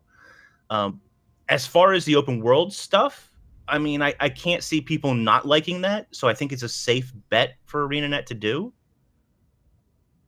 I don't think this is the last raid, is what I'm getting to. But, in terms of how well it's received, I don't think it'll be any worse than any of the other raids. Okay, Ink, sell me raids. Why should ArenaNet continue? Why should they continue to develop raids?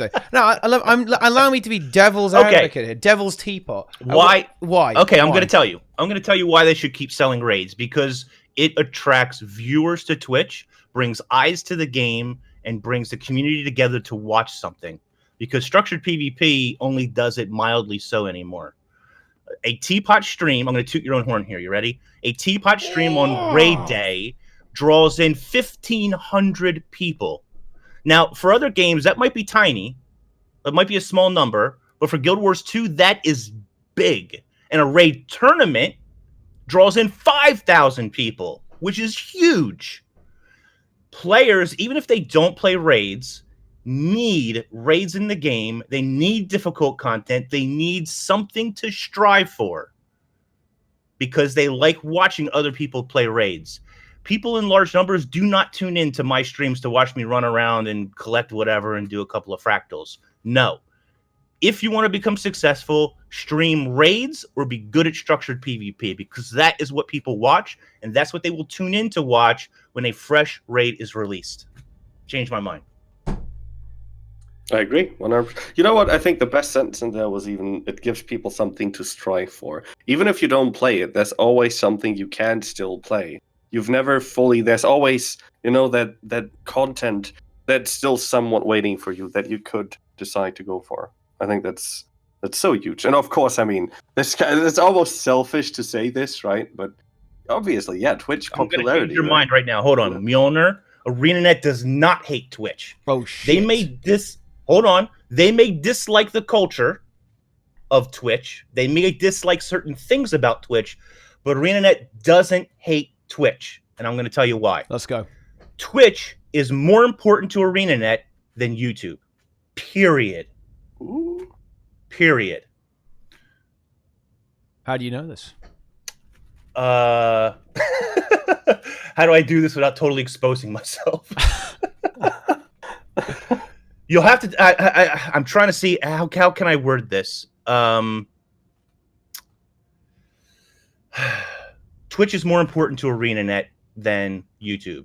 YouTube videos are fine, and you'll see people get tweeted out for videos, but ArenaNet hosts partners every week who sign up for their Twitch casts. And the Twitch audience, as much as they might not like certain aspects of it, and I don't deny that, likes Twitch as a whole. It's more important to them than YouTube. Now, I never felt that way. But if that is the case, though, thanks. Why is it that stuff like, why is it the game modes that do the best on Twitch see the least development, though?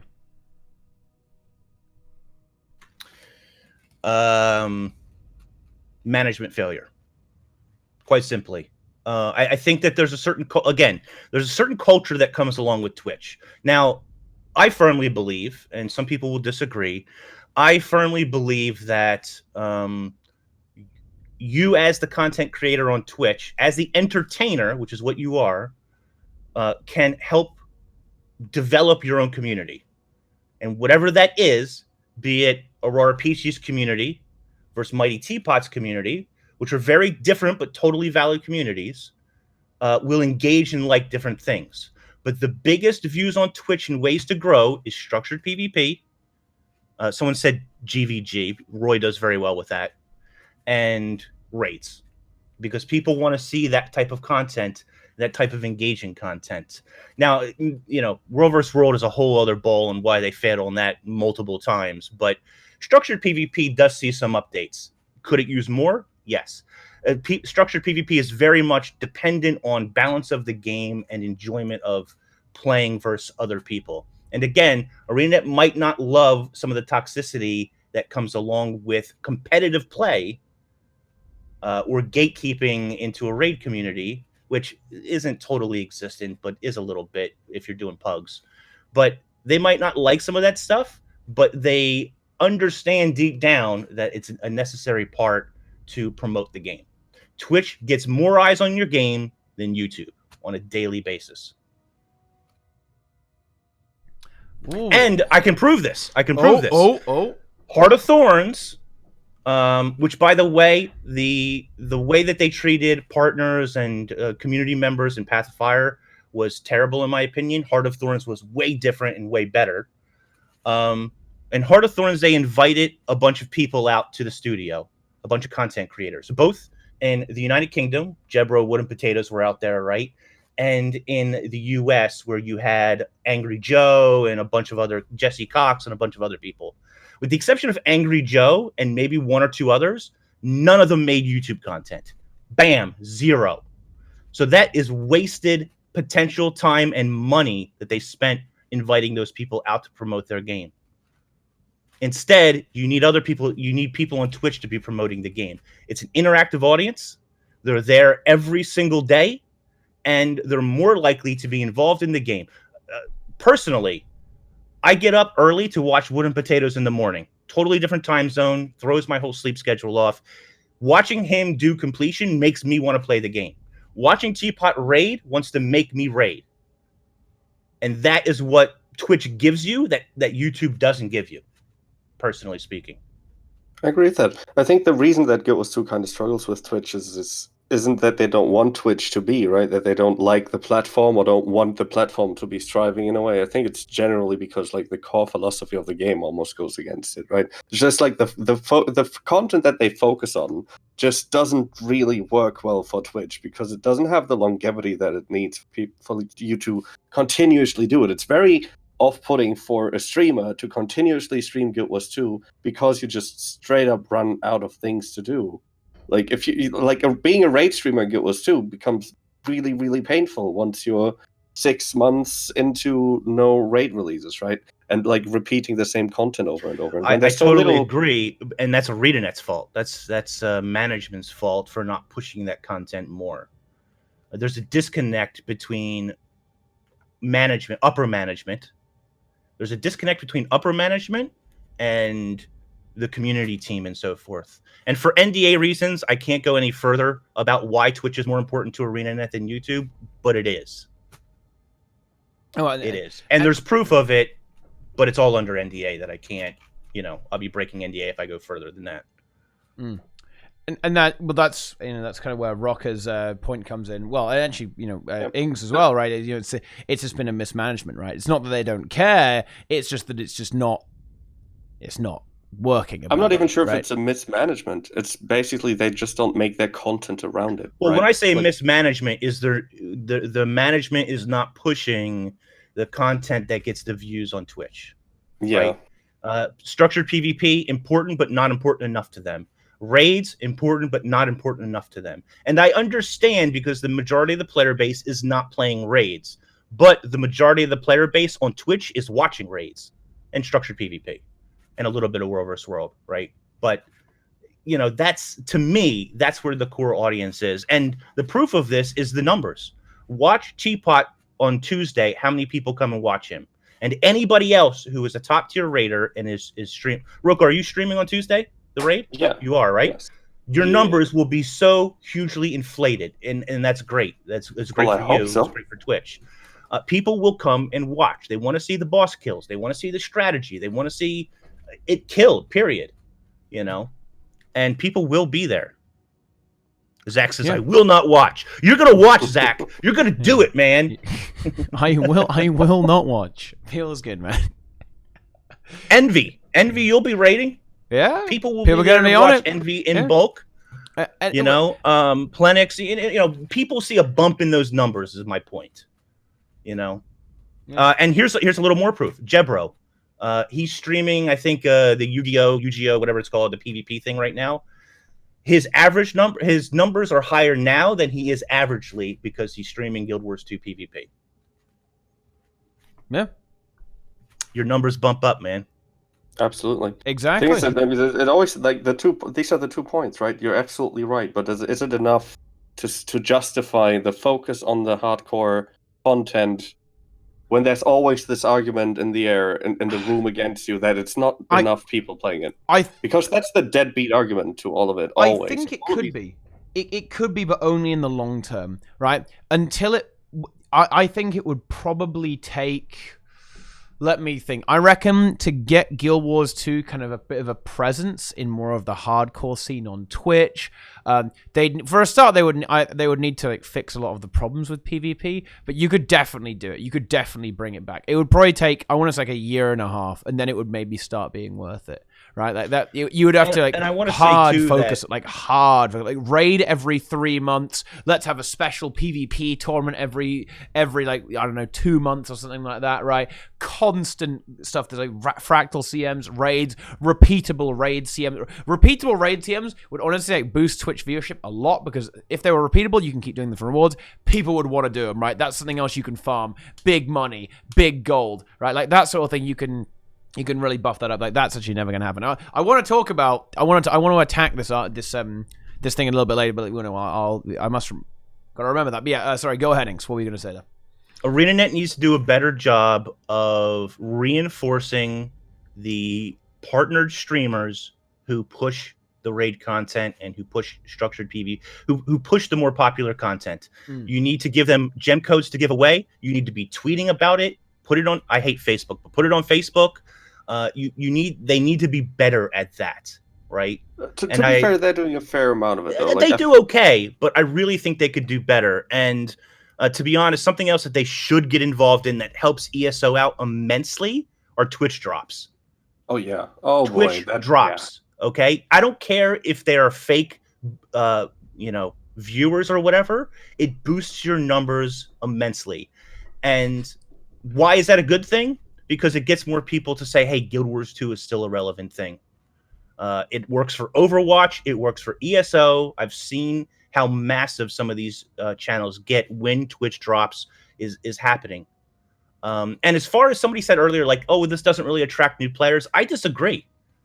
I highly disagree, because when people are searching for a new MMORPG to play, when they're getting tired of WoW, or they're getting tired of ESO, or they're getting tired of Final Fantasy, or whatever the case is, they're looking for something else to play. And if they see a lot of people watching Teapot, 1,500 people, they're going to say, hey, what's going on? This is crazy. 5,000 people are watching the raid tournament. What's going on here? I need to get involved in Guild Wars too. Yep. You know what I mean? So I think Twitch does attract new viewers.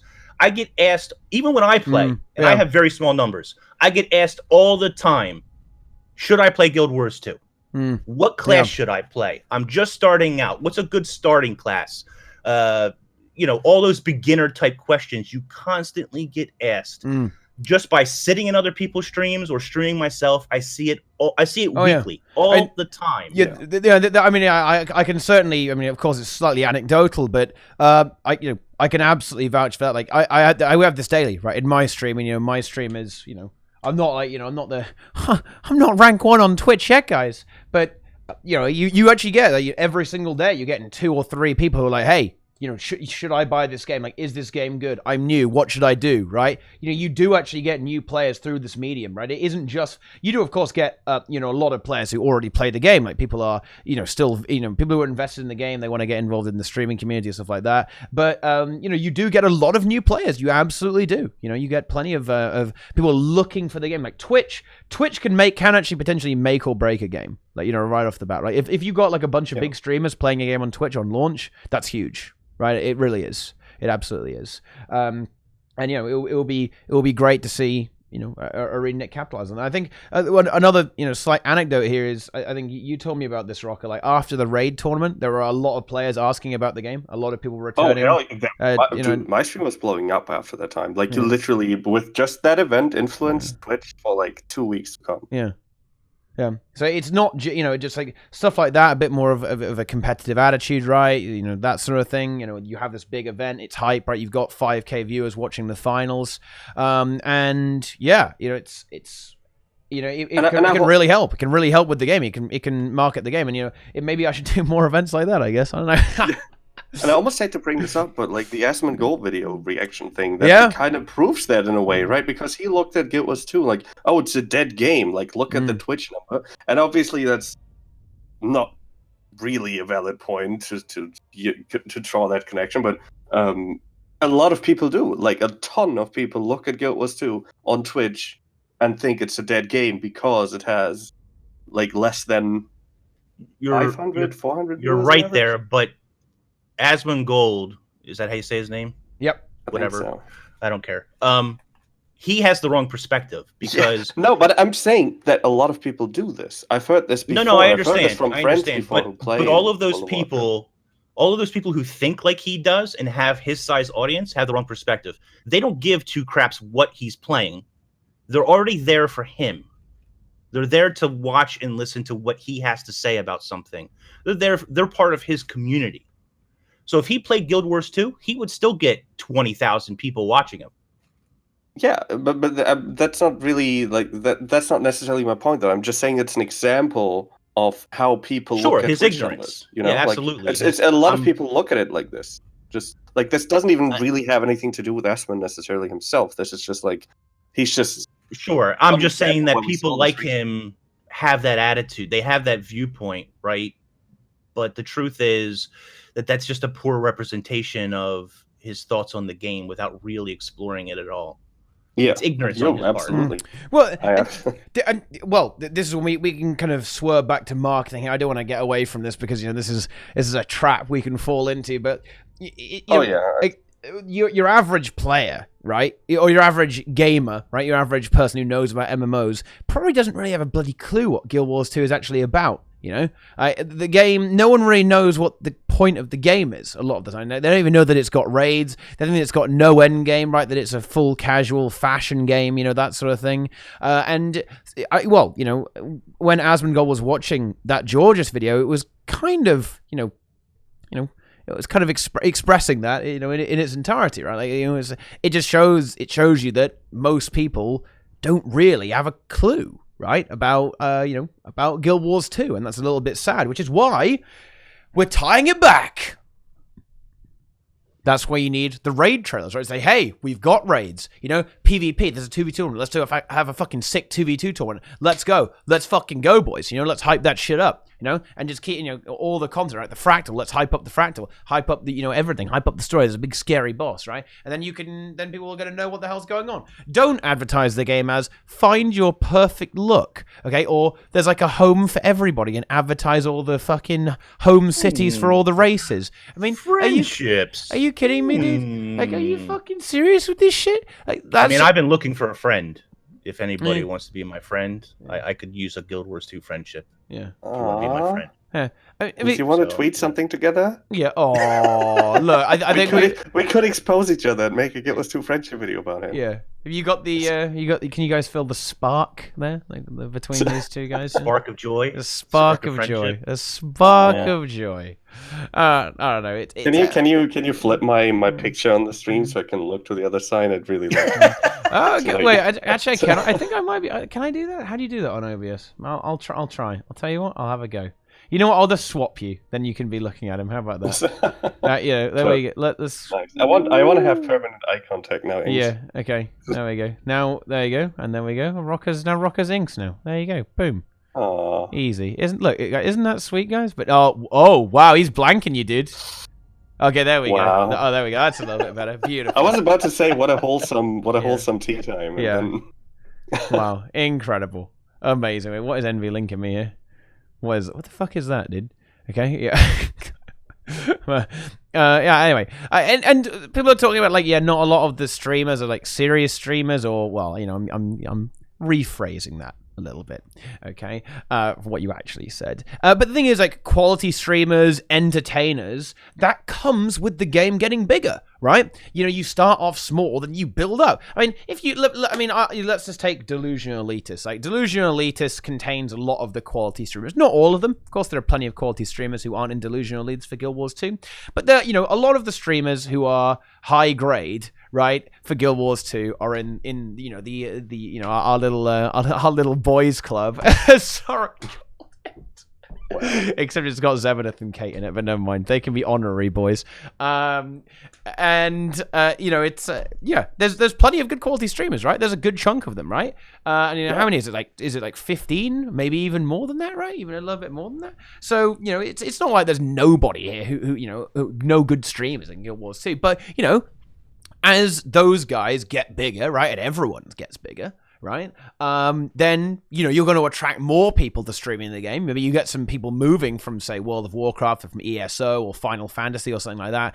They're moving over. Then suddenly you've got bigger streamers. You know what I mean? Boom. There you have it. It's that's the thing about that. Okay. Does anyone have anything to say on that topic about like the whole marketing, promotion, Twitch sort of thing? Maybe I just kind of want to reiterate real quick because I saw some comments on Twitch that like I didn't mean like I don't want WoW streamers to come play Guild Wars 2 all of a sudden, right? I don't really care about Asmund's opinion or anything, and I don't really know him as a person, and neither did I mean to like I don't know, judge him in any way. I'll take the bullet, Roca. Like, I did. No, yeah. all I wanted to say is like it's an example of how a lot of people think about it, and it's hard on Guild Wars 2 just because of like how the content is to become a streamer, like to sustain yourself. It's not even necessarily hard to become a streamer. I think you can get recognition fairly fast if you play like the end game stuff. If you're just a good PvPer, if you're like really good at raids. Like, you see these streamers get recognition and a decent player base fairly quickly, I'd say. Like, not instantly, obviously, but fairly quickly. But then to sustain that, to do daily streams, doing nothing but hugging raids, that shit draws on you. It's just... Yeah, the pain, dude. The pain. Man, this is like... At some point, I love you just it. Don't want to enter... About. Suddenly, you turn into, like, open world exploration stream, and you turn towards World versus World. Makes me less toxic. I know that much. And it's a fair point, as somebody said in chat earlier as well, right? That you should probably try to play every game mode as a streamer. Yeah. And, I mean, let me tell you, that is the only way to maintain your sanity. Yeah. Right? If you even then you're still hitting that point. Even then you're like, I mean, how much can you play PvP every day before you get really annoyed by it, and how much can you puck before you get really annoyed by it? And how it's not like just because raids don't get attention that means PvP gets attention, right? PvP also has like its downtimes, right? We're not even going to start about World versus World, right? It's just kind of a like. But that's why most people are variety streamers as well, though. Yeah, exactly. Yeah. Look, it's true that you hit that point with almost any game, though. Yeah, that's true, but you hit it very quickly, right, with Guild Wars 2. It doesn't take long to get to that point. We're the E3 waiting room. I love that. Good. Wait here. Everybody. Yeah, you're going to be waiting a long time, seeing as nothing's going to happen there, guys. Okay, I'm dropping some bombs, boys. Okay, you're going to be waiting. Isn't E3 on Tuesday? Yeah. Wait, when is it? Why? It's already started. Tonight. Is it tonight? EA's already had their crappy conference, and okay. I think Xbox is today. Anyway, what was I gonna say? Meme. Totally blanking now. Anyway, meme line. In all seriousness, rating does make me like extra toxic, but but that's just me. Yeah, okay. I get annoyed very quickly when I raid. Well, I hate to break it to you, but I've been collecting data on you for a while now, and it's not looking good. It's not looking so good. No, probably not. Expose me. What I was going to say was another, and this is bringing it way back. I'm sorry to keep bringing this topic back up, but another point of proof that ArenaNet cares about Twitch and likes it more than YouTube is most of the partners are Twitch streamers, not YouTubers. And if you want to be partnered more quickly, you're going to see better success on Twitch than on YouTube. Bam. Boom. Bam. Boom! Well, there you go. Here's another thing about that. I think the comparison between Twitch and YouTube is hard, though. Like, it's easier to get recognition on Twitch. It's easier because there's not that much competition. If you stream at the right times, you're very easily in the top 5 streamers. And you can very easily be at, like, the top row where people notice you. Whereas as a new YouTuber, to even get the word out that you even exist, I think it's much harder.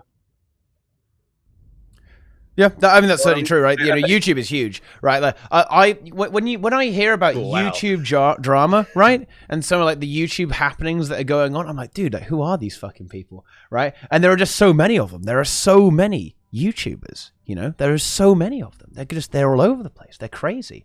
So yeah, it's absolutely there's it's a lot. It's definitely easier to get noticed in Twitch, right? In Guild Wars 2, because well, if you get a host, right, then bam, you're probably going to be like really, really far up there, right? And to be honest, I actually think that I'm pretty proud of the Guild Wars 2 Twitch community. I think Twitch is a bit of a bad rap, but I mean, look, chat, look how well behaved the chat is, guys. Look how well behaved they are. Look at them. See, they're all putting like cute frogs and stuff. Like look at the hearts there. What a cute You know? frog. Yeah, look at them. Look how well behaved they are. Like they're just putting some frogs and stuff. It's good. And I think that we do kind of look after each other a little bit. Here in I mean, once Guild we Wars paid 2 land. Envy to come over and play Guild Wars 2, I think things started to get really better. Once we paid him off, to play Guild Wars 2 all the time. That was a big turning point. Yeah. Oh, it absolutely was. Yeah.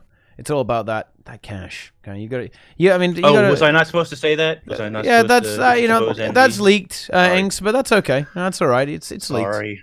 Yeah. Jeez. So let's see. One thing I wanted to talk about.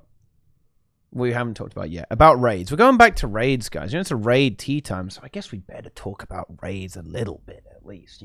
Just a little bit. And that is, of course, CMs. CMs. Before we start talking about anything, can I just quickly say, ArenaNet, before you release this raid, go to the final boss. Go to the challenge mode. Start the fight. Leave somebody outside of the arena, and turn it on mid-fight and just see what happens. Okay, just check it out. Just try it. Okay. Yeah. Just to see what happens, just open up that can of worms. Just you never know what's going to happen, right? You might want to know about this stuff before you release the raid this time. I think that would be appreciated by a lot of people. Imagine if that bug happens again. Oh my god! So fucking good, dude. Okay, God. I look forward to it. I don't know good. what you guys are complaining about. Very good. It will be amazing. There's no way they would do this because they fucked it up in Wing 4 and now in Wing 6 as well. So there you go. Easy game. I think it will be fine. Right? Yeah. That is when we make the ArenaNet roast video. So guys, if it's bugged, I'll make the ArenaNet roast video. I will say though, guys, at 500 subs, I am making the ArenaNet roast video. So, if you want to see that shit, subscribe now, guys. Give me that cash. Let's fucking go, boys. Do it. But do it now. Let's talk about CMs here. Okay? Are they repeatable? Yeah, repeatable CMs. Now, I have some bad news. I have some very, very bad news for you, Inks. Okay? And this is an argument that I do want to talk about because it's one that actually triggers me. I'm triggered. Okay, I'm not gonna pretend that I'm not. Now, Jonah, right? When I was raiding with him in Plenix, and I was amazed he even said this. Right? He said on stream that repeatable CMs will probably never happen. And Inks is mad. He's fucking mad, dude. And, you've upset Inks, Teapot. Yeah. And the reason for that is the argument that I dislike very intensely. They don't want to split the community. They don't want to split the community. I've heard that argument before. Yeah. It's a stupid argument. This argument is not good. And I don't understand. I'm going to be a little bit... I'm going to be extra toxic right now. Oh, dear.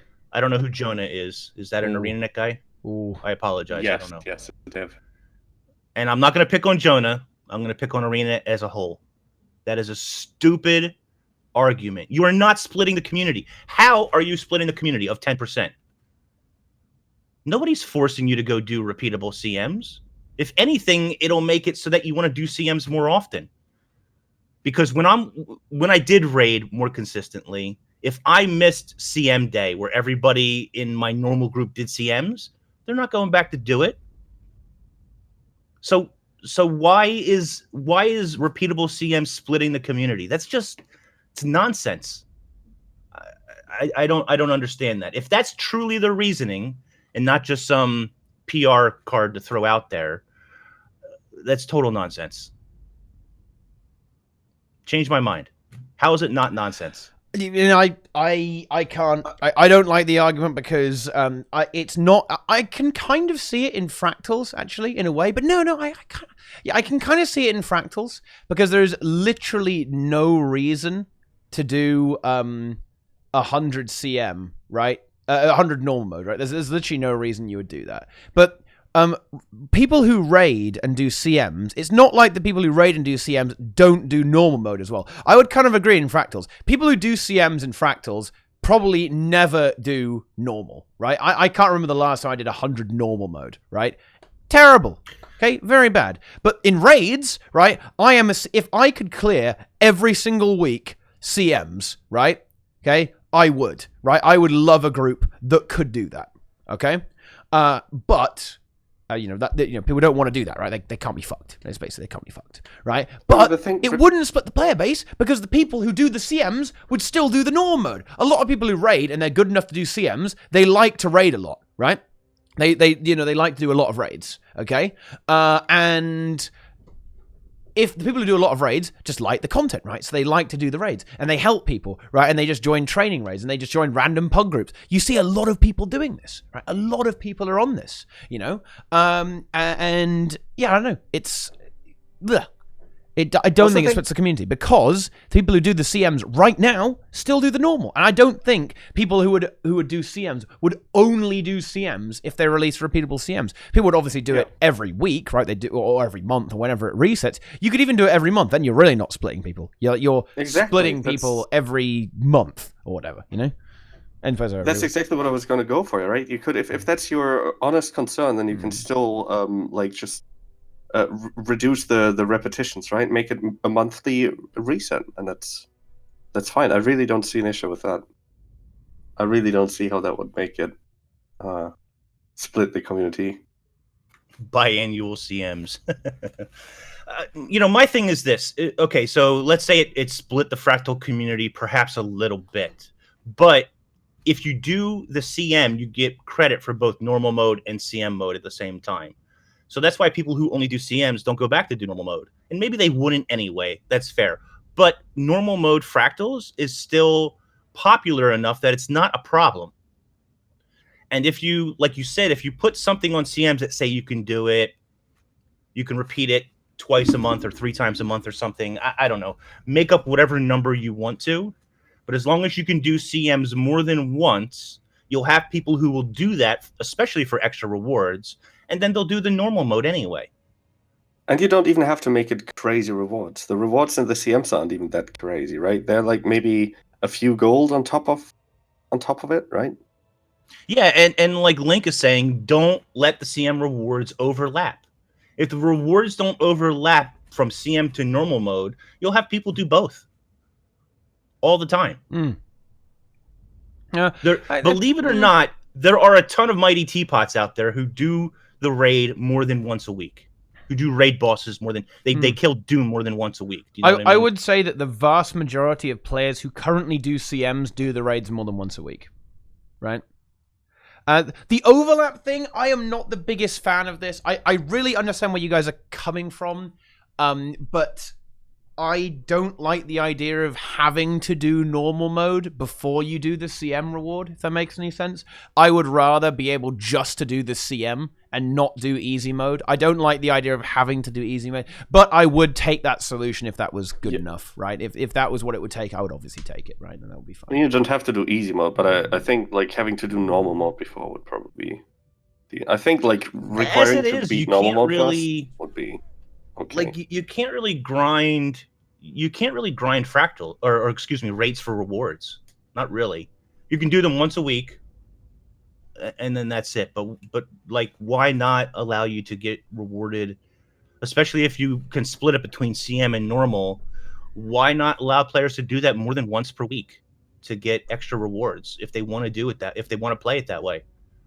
Right now you're limiting and saying no, you can't do that. And I think that's terrible. Yeah, I think limiting this, great piece of replayable content is odd, right? I mean, why would you do that? It's a little odd. If your entire argument is you would do normal mode anyways, then why would you be against having to do it first? Because then my full clear takes fucking ages, right? Then that's every time pretty much, yeah. Are you saying every? Yeah. They're saying every time. Yeah, they're saying every time. Oh no, right? no! Like you should do normal mode to unlock CM for the first time, and then you can do CM whenever, right? It's just like a way to check you've done, like the base fight, and now you're ready for the hard mode, right? Like to begin with, repeatable? No, that doesn't make any sense. Yeah, in my opinion. Yeah, I would still. I would probably do CM if this was to be the case, right? And you do the CMs once, right? And you can just do the CM. You can repeat the CM, and it gets you the normal rule as well. I would probably just, I would do a full clear of all the CMs on Monday, right? And then after that, I would probably just do like normal mode raids here and there for the rest of the week, right? Because maybe I'll do some CMs if I can grab a few CM groups, particularly if there's really enjoyable CMs. But I'm not going to do the CMs every day, because if you want to do CMs, you can't have people who are like actual brainlets, right? Like they can't just be like Pepega clap, it can't be that, right? You need to be able to actually play in the fucking game. And if you want to have some fun, then you can't. Unless you really organize and you force people to do them every single day. But, it is what it is, right? Wrong. I have to disagree, Teapot. Wrong. Okay, let's go.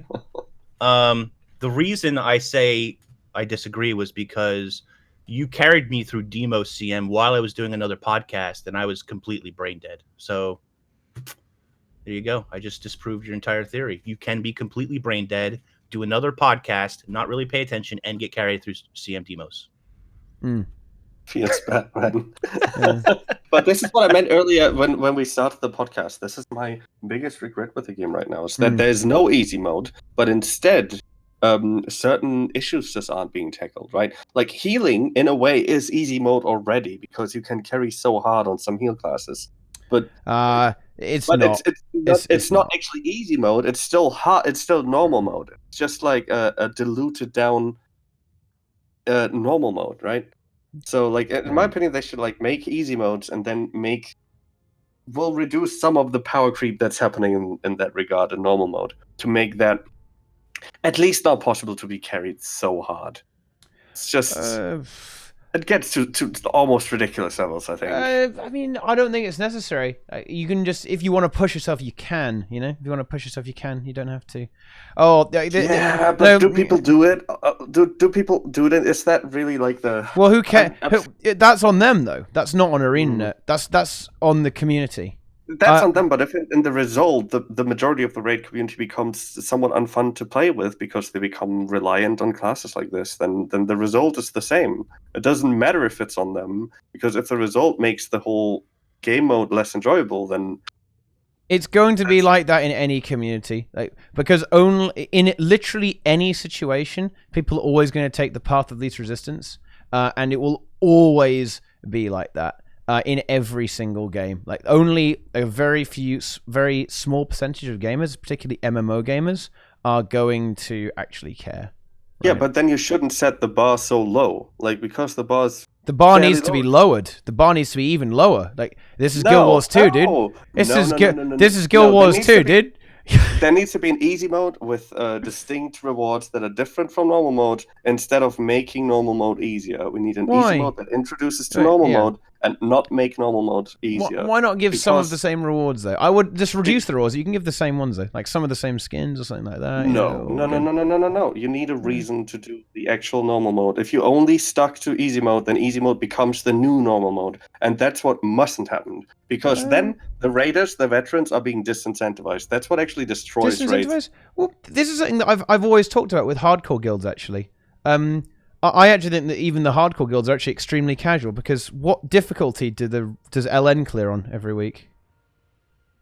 Well, the same one as everybody. Easy mode. Easy mode, right? Easy mode. No, we don't play the. I would say that our strats are a tad harder than what you see. But you probably don't do CMs, do you? No, but we add difficulty in other ways. But why not play on the hardest setting, though? Like, why not play on the hardest setting? Because hard mode doesn't necessarily make it hard, because you can still cheeses with classes. I actually find it harder to clear KC with mid strat and zero ops with like a comp that uses a lot of coordination. I find that much harder than doing CM in hard mode. What CM like the challenge mode even like, right? I don't even find that the CM is irrelevant there, right? Like the CM on KC is irrelevant, especially if you do mid strat. But if you play Doom CM, you just play Necros. You didn't actually add any difficulty. Play Renegades then, or Mirages, or whatever. Yeah, with CM on. I mean, yeah, you could do that. You just have to play different strategies. It wouldn't change anything. Like we could. It would make it harder. It wouldn't make it harder. It would make it take longer. It would make it harder because you can't fuck up as much on Doom CM. Well, but we don't fuck up. Well, good. Never. We never fuck. No. So like Kadeem, something like Kadeem CM is like objectively harder though. Right? It's objectively harder to do Kadeem CM. Hey, what I'm saying here is that I don't think placing the blame on ArenaNet for incentivizing it is when the actual challenge and playing the game for the challenge, not the reward, should be the incentive. I think there's a different challenge though. There's a different aspect. Like challenge modes aren't the most challenging thing you can do in raids. It's not. Doom CM is not the most challenging thing you can do in raids. Breaking a record of some sort is more challenging than that. Well, okay. What about breaking the record on Doom CM then? Yeah. Well, look, this is not an argument you're going to win, dude. Like, but at the same time, what's the difference then? What's the difference then? It's got more HP. It's got additional mechanic. Okay, and it's more punishing, right? I will just draw the fight out more. Okay. Ergo, you've got more times to fuck up. There's an additional mechanic that you have to deal with, and it's more punishing because you can't heal the Reaper. So if something goes wrong, it's worse for you.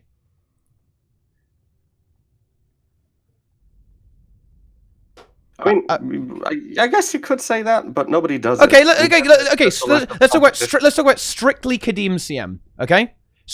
Exactly Kadeem CM then. Okay, because this is the most clear-cut example ever. Like, it doesn't add RNG. It's a pure skill factor, right? Is dealing with this. It's pure skill factor. We agree on that, right? Mm-hmm. Okay. Well, and he's got more HP. He does more damage, and there's an additional mechanic, right? Mm-hmm. So why that's harder, right? If there was competition for it, people would do it, but there's no competition for it. And people will try to do it, maybe, but people won't react to it, and it won't become like the thing people do. Well, why not? Isn't it? Why not play on the hardest setting? Why do all the records on the easiest setting? Yeah. Because it's faster, I guess. It's faster. Well, that's fucking resource, the difficulty we're talking about is not the difficulty that people like. This is like you're saying this like people would struggle to do it in CM, but the result would just be that people sidestep one attack every couple of times. It wouldn't actually like it's the difficulty almost doesn't really matter in that aspect because the difficulty is speeding it up so much, and like you have that same margin in both modes. But yeah, but except the margin is higher on hard mode. So here's what I don't understand. And I've never been in a group that cares about world first, but I've noticed the last couple of raid releases, or actually going all the way back to Nike's world first, people only seem to care about normal mode world first clear. They don't seem to care about who cleared CM first, and I don't understand why not. Because in like World of Warcraft, the first to clear Mythic is like the real champion, right? People cared about Doom CM, but the thing is, like, all the other races have been scuffed. Wing 4 CM's race was balked because it was bugged. Doom CM was the only legitimate one. Wing 6 was bugged, even though the guild that eventually ended up claiming it was kind of doing the same thing. But, you know, it is what it is. Like, that's why it fell through for Wing 6, right? And for Wing 4, right? Like Wing 4 and Wing 6 were bugged. Wing 5, people did care about that, right? People did care about that. And also, I want to talk about the player divine thing because someone said something. People would only do CM. That is like the biggest fucking pile of bullshit ever, by the way. Okay, if they made CMs repeatable every week, people would not only do the CM. Do you know why? Because like less than 10% of the raiding community is even capable of doing the CMs. Okay, people would not if they made raids repeatable, raid CMs repeatable, and you didn't have to do the normal to get the CM reward, there's absolutely no way, okay, that people would start farming the CMs because barely anyone can even do them, right? Like almost nobody in the raid scene. Honestly, most of the people who have raid CMs, like unironically bought them, and I'm not even fucking trolling you, dude. I am not even trolling you, okay? Dude, have you seen what happened to the Mystic coin prices? Yeah. It's like $1 gold 50 right now, dude. Yeah. It's crazy, right? I wonder how many people are going to clear the new rate in the first week, and how many people are going to buy it. Well, it's gonna be, dude. They're gonna be making some cash. It's gonna be making some cash. It's gonna be Yummy? Big money. Yummy quit, dude. He's gone, right? Yeah, but yeah, all the cell guilds have already got like they've already got pre-order, dude. Who am I going to buy overpriced clears from if I can't buy from Yummy? Yeah. Pre-order. I'd say less than 10% could do them weekly, but most will work towards them over time. Did it once and never went back.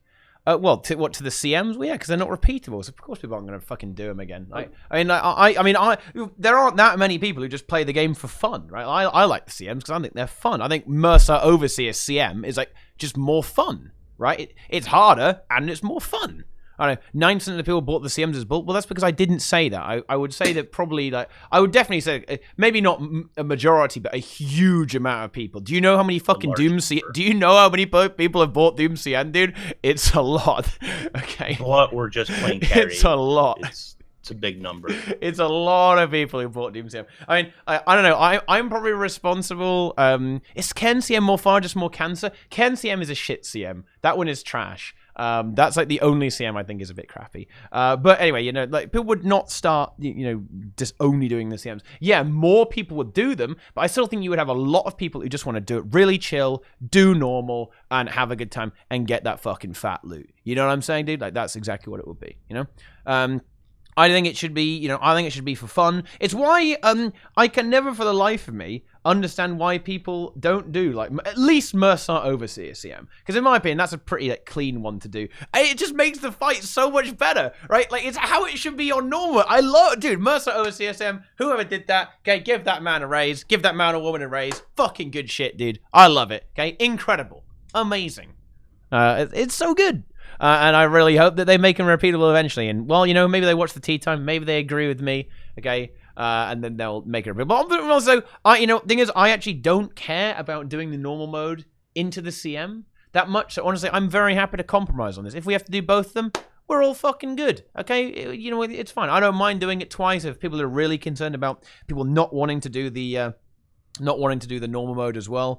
But in the community being divided, I would also say that the community is already divided. The players that are good at the game tend to sequester themselves away and do like static clears and clears with their guilds anyway, right? So it's not like the good players aren't already, you know, siphoned away into guilds, right? Like people who are good want to play with other people who are good, right? And as a result of that, the communities are already split in a way. I just don't see how it would contribute to further splitting. There you go. That's the fucking debate. Boom, guys, take it away. I'm out. All right. Well, I mean, I agree. I agree with that. That's true. What else can we say? All right, so Teapot's gone for a while. He's probably going to get a refreshment. How are you, Roca? How you doing? I'm doing pretty well. My eyes are getting a little bit dry now. Is it warm where you're at? Is it starting to heat up? Yeah. Weather's pretty warm. Yeah. So how are you? You know, not too bad. I have a laundry list of complaints as usual, but okay. you know, it's life. You know, you gotta learn with it. That's how it is. You know, that's how it is.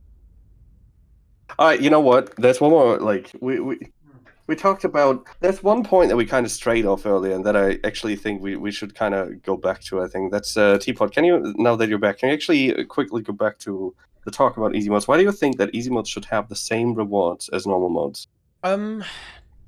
Because I just think that in the context of Guild Wars 2, I think it should be made as accessible as possible, actually.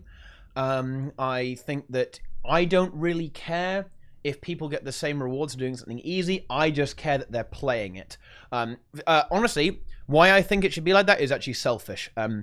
I want more raids, and I think the best way to get more raids is to get literally everyone playing raids.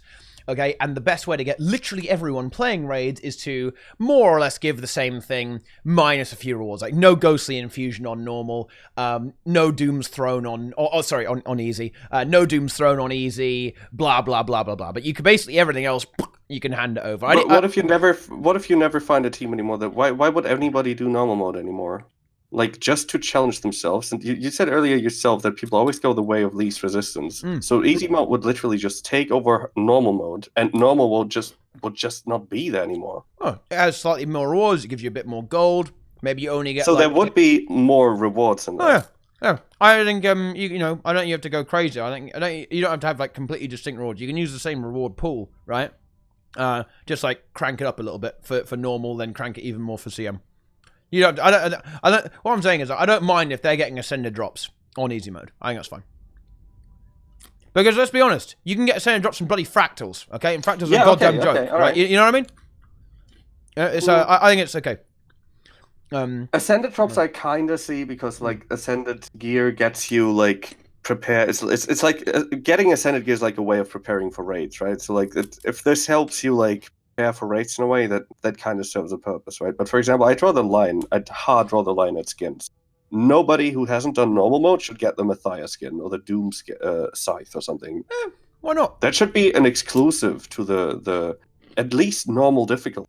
Not the easy mode should give you the one prestigious item that you can. Yeah, it's fine. Lock out the Matthias stuff then as well. You know, lock out the Matthias stuff as well. Sure, why not? I'm completely okay with this because I don't really care if what people get really.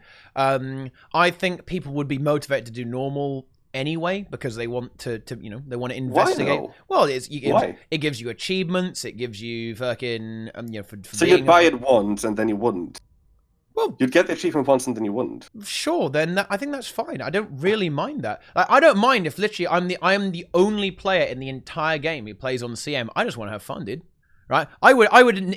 Honestly, this is the same as the Sekiro shit. I would never play on easy mode, dude. Do I look like a fucking bitch? I mean, what is this? I don't give a fuck, dude. If like 90% of the community want to go and play easy mode, go. Enjoy. Right? Okay, look, Teapot, let me stop you right there.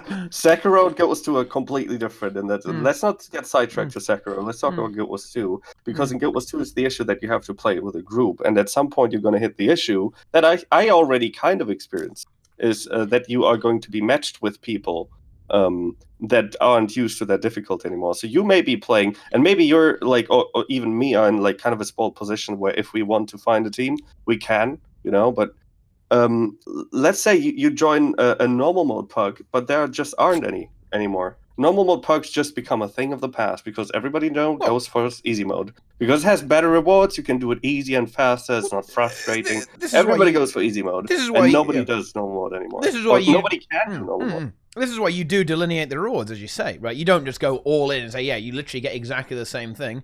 Just say you get way less gold, you get some items you can't get, right? You can't get certain items, you can only get like, maybe there's only like one ascended skin that can drop per boss, whereas on normal, you can drop all of them. Fuck it, maybe even like only trinkets can... No, I feel like you should be able to get some ascended, at least some ascended or something like that.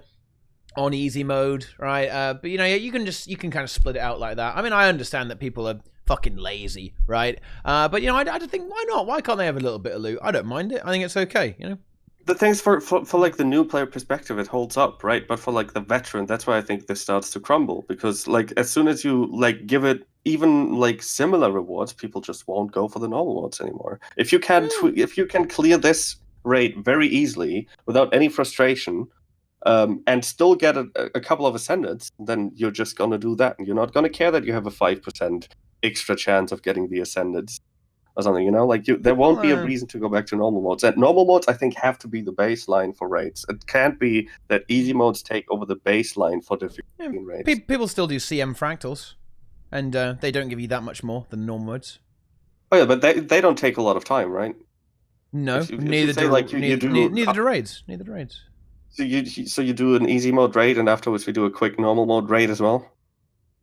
Turn that 4-hour session into an 8-hour session. I have done this. I will do certain CMs with some groups and say, no, we probably shouldn't do this one, guys. It's a little bit too difficult. Look, guys, chat, I don't want raids to die. I want raids to not die. I want raids to not become easy mode, because that's gonna make raids worse. I want raids to have an easy mode. I want easy modes to be introductive to raids, and I want it to be balanced enough for new raiders to want to go into normal modes. But normal modes have to stay the baseline.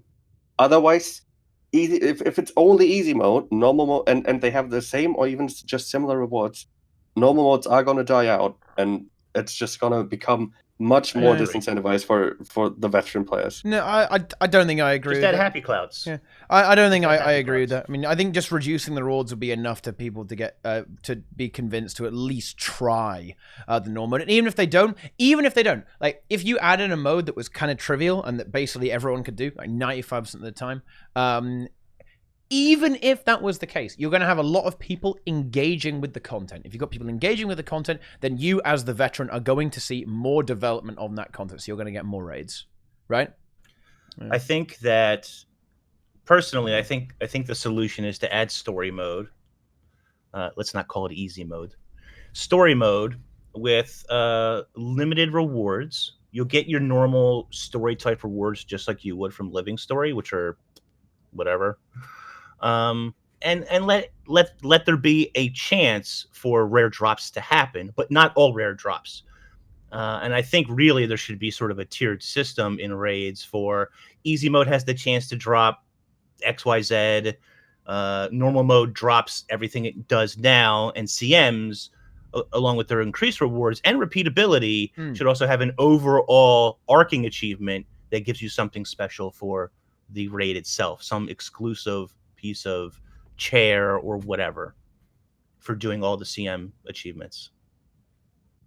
Yeah, absolutely. I think that's what should be the case, right? You should, doing easy mode should, just not give you quite as much. Less gold. Maybe you don't get an exotic, you only get a rare or something like that, right? And then you have like a very, a small chance of grabbing a, ascended piece, right? Or maybe, or hell, fuck it, maybe just the minis or something like that. You could say just the minis, right? And then you can. I don't for example, what I don't mind is I don't mind that if you do easy mode, you get a few magnetite shards. You can kind of trade that in for ascended. I think that's fine. Maybe you can't get drops, but you can trade in the shards, right? How about that? There's no ascended drops that you still get the shards. You can trade that in for ascended if you do the easy mode for a few and that's weeks. Fine like to an extent, but I think that rewards should be locked behind clearing a certain boss on normal mode at the very least. Because, for example, what I think is bad for story mode or easy mode is, let's say you just do story mode a billion times and you get your legendary armor. I don't think that should be possible. I think that you should have to do normal mode in order to earn something like that. Yeah. I mean, like I said, I'm very flexible in this. I just want easy mode to exist, because I think easy mode is probably one of the things that can potentially save raids, in a lot of ways, right? By just bringing this massive influx of players. Because even if you have players playing the easy mode, that still counts, right? Like, that still counts. It's not like CMs invalidate normal mode, right? CMs don't invalidate normal mode in the same way that normal mode isn't going to invalidate easy mode, right? Even if CMs were repeatable, CMs wouldn't invalidate normal mode because not everyone can do the normal mode. It's okay. And even though the rewards are better, it still doesn't make it irrelevant. I mean, guys, like, you don't have to take my word for it. Just look at World of Warcraft, right? Like, Mythic does not invalidate Heroic, right? There are plenty of players who can't do Mythic, right, with the current gear, and they have to wait until they gear up a little bit before they can do it, right? Well, or ever. Like, a lot of guys, most people never do fucking Mythic, right? Okay, in World of Warcraft, okay? Like, it doesn't make Heroic irrelevant, though, does it, right? It's not like people are, dude, dude, the LFG, I'm looking for these Heroic groups, man, but these fucking Mythic raids, like, everyone's just LFGing for Mythic, man. It's crazy. I want to do Heroic, I'm noob. I don't know. I would be very interested to know ArenaNet's engagement numbers on the Snowman raid from Winter's Day, because I feel like that was really well implemented. I feel like a lot of people did it. Like, I did it with random groups, and I almost never pug. I really do prefer static for raids, especially people that I know. But I feel like the engagement was higher. I don't know that for a fact, but I feel like it was. And if that's true, then I feel like that's a good baseline, reward-wise and difficulty-wise, to start with for story mode content or story raid, whatever you want to call it. Because I do think you're right, Teapot, in that they need story mode to see a higher engagement level in raids in general. It would be nice, but that also means more time spent making the raid, which kind of a problem. But anyway. Yeah, absolutely. And it would, in a way, it would be very experimental always, right? It would be very experimental to get done. The Snowman Raid is a fantastic example of this, right? It was an easy mode. About 95% of groups who actually were able to have 10 people beat it, right? Which is. It's fantastic, right? There you go, 10-man content, boom. Then as soon as people know that, it's not so scary, right? And you can kind of get in there and just clown around and go crazy. Then it's good. And I see a lot of people saying it should give nothing. And don't get me wrong, I've been on that tea time. Zach made a nice little song about getting nothing and the harshness of that. I agree with you guys, but the reality is, that's not the community that ArenaNet has built up around its players.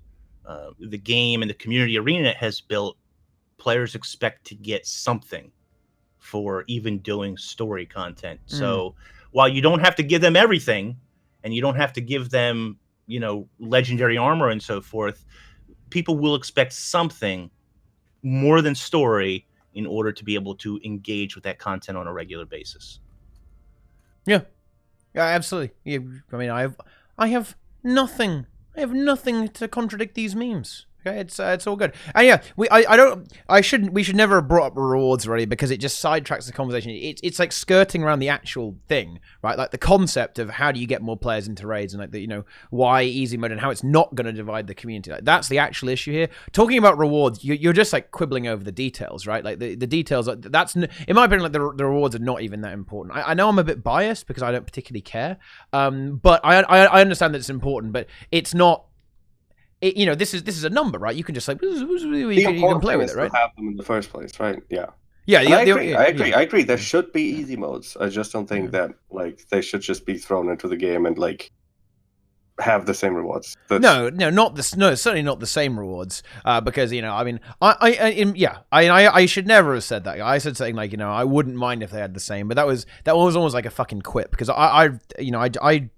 I play CM for fun, right? I would, I think people should be motivated not by the reward; they should be motivated by the fun. But that was a foolish thing to say from me, to be fair. But I understand that people like rewards and they like that sort of thing, right? So yeah, we shouldn't have got distracted there. You imagine playing a game for fun. It's an important part to talk about. Like, I mean, I don't think we waste the time here or anything, right? Oh no, absolutely not. We need the easy mode. But we needed to. Obviously, they need to pay thought to it, right? They need to think it through. They need to think about what are the proper rewards for it. Where do we balance it? Do we put in too much? Do we put in too little? What ultimately it has to serve the purpose of getting people into raids and teaching people raids. And as long as the rewards serve that purpose, I'm fine with rewards, right? I just don't want people to have the most prestigious rewards in the game without ever having played the content that's supposed to give it, right? Yeah. By playing the tutorial level shouldn't give you the final reward, right? Gem store? And that's what we... Yeah. Or just like, what you could also do? Teapot, do you think there'll be a prestigious CM reward this time around? Yes. If you do the CMs. So I think it'll be the same as Wing 6. You get it for every achievement you get a thingy, right? Yeah, so just add a similar or better item to the gem store, and you're good. Well, right? Just add another. Okay. Now, I really don't want to debate about this, but this is why I find the whole reward argument so silly in a way. Like, this already happens, right? I mean, like, they already do this. Like the best rewards, or some of the best rewards, it's already on the gem store. Yeah. Right? So the last thing left of these raid rewards is the little bit of prestige that it comes with, and so that seems to me like that is something that has a lot of value that should be preserved. The prestige that's tied to it. Yeah.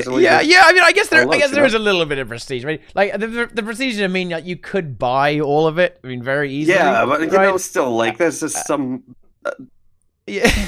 It's true that a lot of it is unfortunately undermined by the fact that you can buy a lot of stuff, but still it comes with a bit of prestige. So like when a new player sees it, then you tell them this is from the raids, and the new player says, okay, this is what I play raids. I'm memeing. Yeah. And honestly, something that fulfills that role really well, and ArenaNet has never done this, and unfortunately, I really don't think they're going to. But what other MMOs do are mounts. Special skins from the raid from World vs. World, from structured, from all content. And don't get me wrong, they really can add just a couple of these to the game and still make tons of money off the gem store, because people will always want the new shiny, the new skin, the new whatever. Do you know what I mean? But from my own personal experience, I know that raids in World of Warcraft and Rift and even SWTOR, where I was much more into raiding, I always did it for the special mount skins that you could have. Why? So you can AFK in the main city and say, hey, I do raids. Oh, yeah. I'm a memer. There you go, right? Boom. Yeah, you gotta show off, right? You gotta show off. That would be a great thing. I think that's quite unlikely. I think mounts and gliders are more or less very special examples with the legendary backpacks. But, you know what? You know how you can get some raiding prestige, Roca? You want that fucking prestige? Raid God. I've already got the prestige. Imagine if they add Raid God, okay? Raid okay, God. I'm with the title. All right? I take the title. Do you know what I wouldn't? No power creep. No sleep. No modifiers on it. No. Of course. Please don't. We don't need that. We do not need that. No. Yeah, the title I can do. The title I can. Don't give it, the 10% damage modifier and like the regen permanently. No, we're not doing that. No. Yeah, Raid God would be great. And you know what? Actually, there's a really great point in chat, and this is something that actually doesn't get talked about enough, in my opinion. Right? You know how people always complain about time gates, right? Like, it's all time gated Wars 2. Always the sky scale is fucking shit. You know what is actually really hard time gated? Legendary armor. What do you guys think we should do about that? Because you know what? If I'm a new player and I'm thinking, wow, I've got to do 10 full clears to get legendary armor. Like, this is something I never experienced, because by the time legendary armor was out, I believe I could have made 3 sets of it or something like that, because 1 year twice and all that, right? But like, why is it? What's up with that? The world. Let's not even get like the world versus world. Like world versus world is like, oh my god, honk honk, boys. Like honk honk. Like, oh my god, when they did that one. But that's kind of funny, right? Maybe it's a little bit too much actually. I was thinking that maybe you could kind of speed that up a little bit. The fuck provisioner tokens, Jesus Christ. Yeah, delete it. I've been doing provisioner tokens for the last month or so, and it's really annoying when you try to gear out a class. For me personally, it's Revenant recently. Like, I have ridiculous amounts of gear on my Revenant right now. Okay, gotta build Legi armor for that guy, and I'm like, all right, see you in a month. Yeah, see you in a month. Nice. I'm going for provisioner tokens now. Is that a bad thing though? I mean, the way that you get provisioner tokens is really boring and bleh. But like, if you did World vs. World, you can get you can get legendary armor, right? And structured PvP has legendary armor, maybe. I don't know. It doesn't have legendary, does it? Does it have legendary? I think it does actually. All game modes have legendary armor. Yeah. So like, there's other ways to get legendary armor. Yeah. Other than raids, adding it to the open. See, the problem is if they add legendary armor to the open world, which I'm not necessarily against, although it kind of diminishes the raid one. They can't make it look transformative like the raid gear, because I think that takes away from the raid armor. I mean, some players won't care, which is fine. But then it's just a gold sink. Like, is that really? I don't really care for the stat swappability of armor. Like, sure, that could be an open world thing. Keep the skin exclusive to raids, because that's what I think that's what makes it stand out still. Like, the raid legendary armor is something unique in the game. There's no other armor that transforms as you. Yeah, I like the tentacles, attack, but not to this extent. They do stand out, and they are prestigious rate reward in a way. Yeah. I just don't really think they need the provisioner tokens. I feel like the LI are already kind of a time gate to it. I don't think you really need the. Well, that's fair. Yeah, well, what I'm trying to say here is that I'm just against time gates just in general. I would like to see it. You can, for example, with World vs. World is a great example of this, right? I would like to see World vs. World take a long time to get the legendary armor. It's legendary. It should take you a while to get it, obviously, right? But what I don't like is the fact that it's not grindable, right? I make it grindable, right? If you want to get your world versus world armor in less than 6 months, you know what? If you got fucking Mr. No Life who's unemployed and he's like commanding 12 hours a day, right? You know what? You know, our lad, he should get his legendary armor quicker. You know what I mean, right? And this, I feel like the same could maybe be true for raids, like, because I think it feels a bit kind of annoying, right? If you're a new player and you've got, oh, dude, I've got to do 10 weeks of like full clear raids. I mean, maybe it's for a new player. It can be really like quite daunting, right? You know, at the same time, it's kind of cool to like the better you are at the game, the more LI you still get, right? It's still something you can speed up through being good at the game in a way, right? It's to a new player. It's you're absolutely right. Maybe I disagree with myself though. Okay, maybe I actually disagree with myself because there is actually kind of an intermediary step. Right, you get the ascended sets, right, for doing all the achievements of the raids.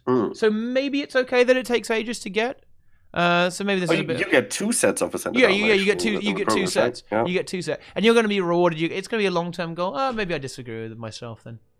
How long does it? How many LI can you get per week right now? Yeah.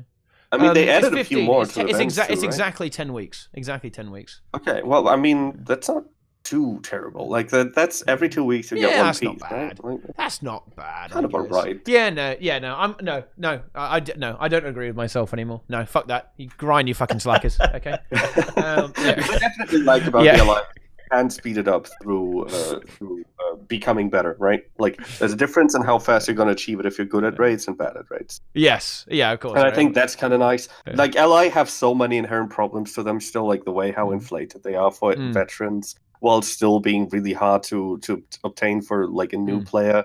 Like getting like the way that they're being abused. I mean, we have passed the point of borderline abuse on LFG, right? This is where I think we can actually squarely blame the community, in my opinion. And I'm not going to say the players for being elitist.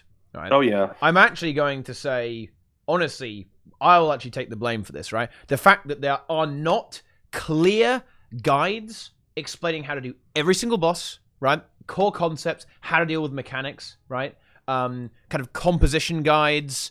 Kind of how to progress, like kind of the mentality, like what you need to be thinking about when you're raiding, guides. The fact that that doesn't exist is actually what's fucking people over, in my opinion, in a big way, actually. So I think I'm gonna have to hold my hands up. Well, all you guys as well, right, fuckers? That's why. I can. Toxic. I'm not exposing anyone. I'm not like flaming anyone for that. It's just that ultimately this is a problem. Have you been gathering data? This is 5 weeks, dude. I'm exposing you guys really hard. Ultimately, I think this is something that could have been prevented. Right, if that makes any sense. With education in the community, I think the problem with the elitism, right, like the LI, the kill proof, is ultimately because a lot of players don't have a bloody clue what they're doing, right? Even if you okay, I don't know why this is, guys. Whenever I join a 400 LI or like 80 kill proof group, it's dog shit, right? Like absolute shit, you know. And it's meaningless. Like the 400 Li, the 80 kill proof is bloody worthless. Like you get you get some absolute fucking chimps in your goddamn groups. Like even at the extremely high level, right? They're like throwing their feces at each other. It's ridiculous. It's just not good. It's not good at all. So no, don't worry. I'll get on it. Better late than never, boys. So that's kind of what I say, lads. So we could do better. We could do better.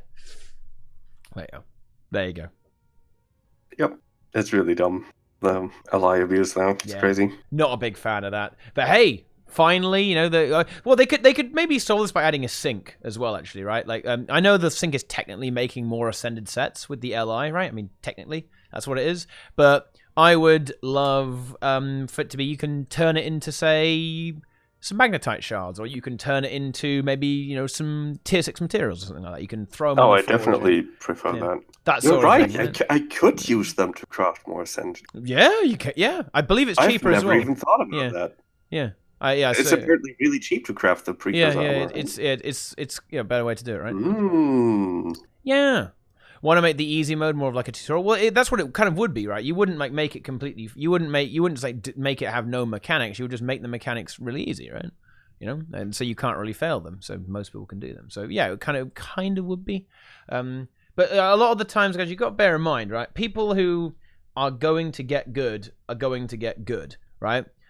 People who just want to play casually. This is Guild Wars. You got to bear in mind, we are living in Guild Wars 2 land, okay? People who want to play casually, right? Just want to chill, you know? They just want to relax, have a good time. Right? They don't really want to care about doing challenging content. They just want to have whack a boss, have a good time, enjoy the game. They should make LFR. I actually think LFR would be very good for Guild Wars 2. I think that would be very good. And I also think that roles are well defined enough now that you could get away with it as well. So LFR would be a pretty good thing in my opinion. I actually agree. I think LFR could work well in Guild Wars 2. I haven't seen it in World vs. World, but I think the reason it was bad in World vs. World were reasons that wouldn't apply to Guild Wars 2. As far as I can see. As far as I hear about it. Yep. So like everything I say about this with a grain of salt, right? Well, it's a very different game type, right, as well.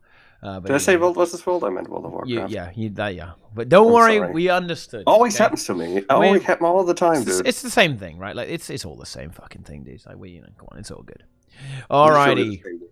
So we've been going on for quite a while now. Do we actually have anything else to say? Anyone else have any closing thoughts? Because I think that'll about do it. Unless you want to do the Sekiro debate again, Roca. Do you want to? I think we're past that. Yeah. I can send you a great video, by the way, that I watched afterwards about that topic.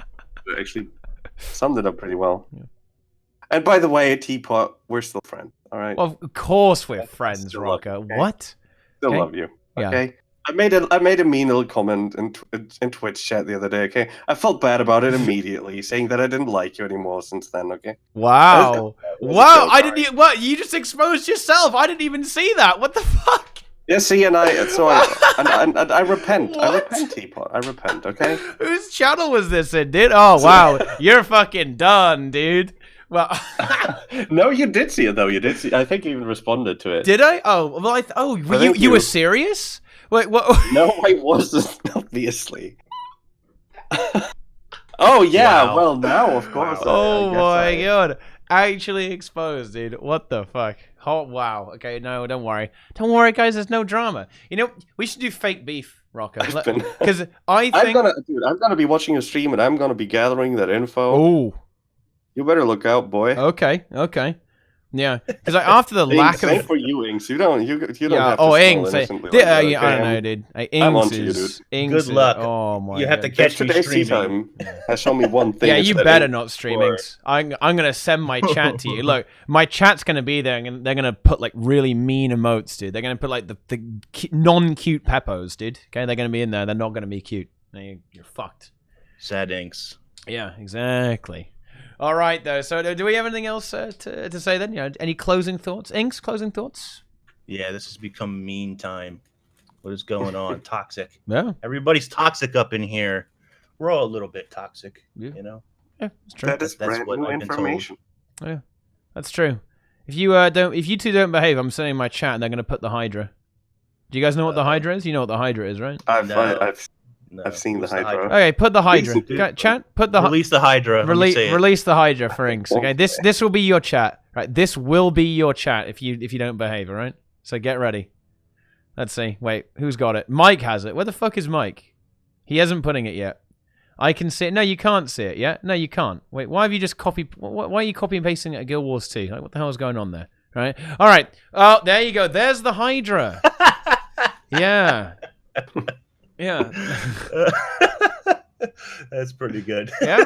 You like that, Inks? Wow. Okay. You better watch out. I love it. I love it. Yeah, you better watch out, because otherwise you're going to be in trouble, right? That Hydra will be getting you, right? If you better watch out. All right, so I think it's time to wrap up the show, guys. So do give a clap in the chat, a round of applause for my two wonderful guests here. Okay, well, one of them, like the other one's fuck Roca, dude. Holy shit. Okay, I didn't know we were enemies. Like, what? No. I just apologize to you. All that shit. What? Woo! So I'm not going to take this from somebody who wants to eat the game. Okay. So let's see. In the top left-hand corner, okay, doesn't even stream Guild Wars 2 anymore. He hates Guild Wars 2. In fact, he hates all of us. The only reason he's here is because he wants to like watch us suffering talking about Guild Wars 2. It's MMO Inks. Zach didn't send me anything to say today, so I got no script. I don't know what to tell you. I will say this real quickly though.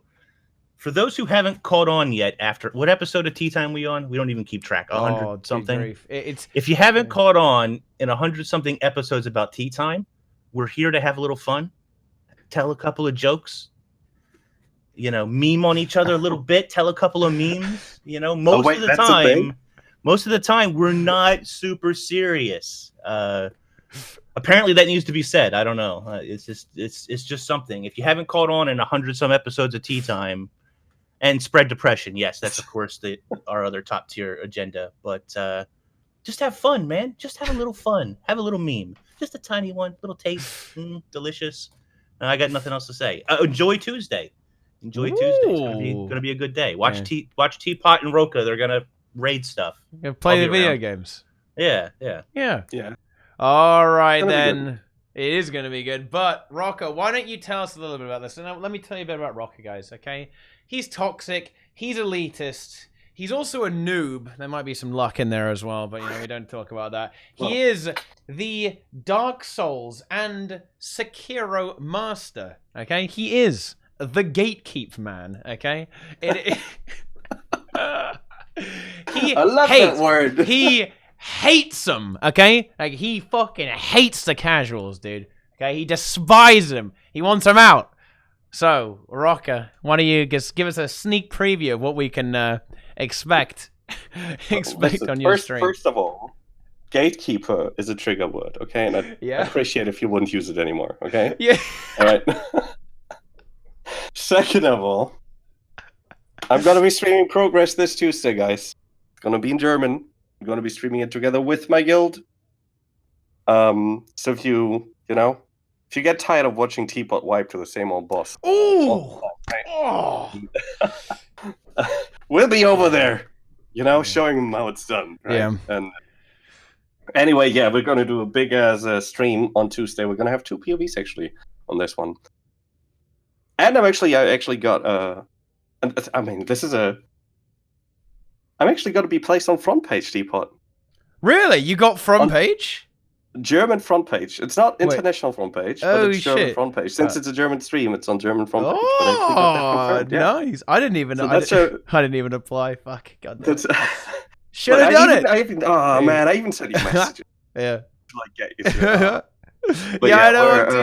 I'm too lazy, man. But that's like a pretty big. That's hype, dude. Right? That's fucking hype, man. I've been trying to get on that stuff for since the last raid, literally, right?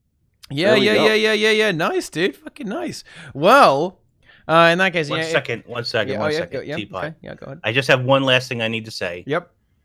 Can we please leave Deroyer alone? Come on, guys. Please be nice. Leave Deroyer alone. Leave Deroyer alone. I can't fake cry. I'm terrible. But please leave Deroyer alone. Good guy. It's a nice guy. Come on. Be nice. Okay. Deroyer is a good guy. He is a good guy. Yeah. Deroyer's fucking garbage. Get him out of here. Hate that guy. Yeah. I said it. He is. But anyway, guys, there's of course one more person here. It's me. And if you want to see people actually kill bosses, right, and actually get free worlds first, then you're gonna go ahead and come over to this stream, guys, on Tuesday. Okay, while lucky noobs are busy getting thrown out of the instance and being really mad at Salt for still being in the instance, you can go ahead and watch that stream. But if you want to see the actual results, then you've got to come here. Okay, so yeah. Follow the stream, guys. Subscribe to the stream. Follow me on Twitter. Give me that cash. I see some primes in the chat, guys. Come on. Guys, subscribe to the stream, honestly. What are you waiting for? What the fuck? I mean, come on. You need to get on that. You need to get on the action, guys. I see those primes. Use that prime. Just do it right now. Give me that cash, guys. CMs, there's one repeatable CM that you can use as much as you want. I like that. Okay. That is a repeatable CM, That's good. Teapot CM, That's Twitch CM. It's Twitch CM. It's like literally Twitch CM. That's fucking crazy, dude. You know what? Jebro's doing his tournament. We're raiding that shit. Let's go. We're going in on that action. But yeah. So, thanks for watching, guys. Hope you enjoyed the stream. go enjoy some PvP for me.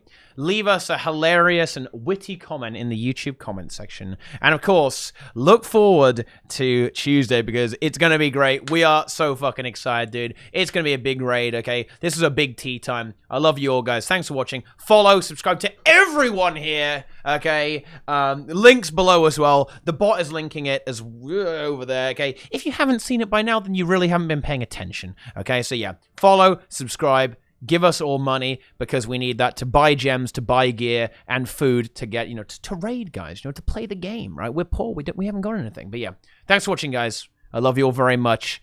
I'll see you guys tomorrow and for the raid release on Tuesday. Thanks for watching, guys. See you later.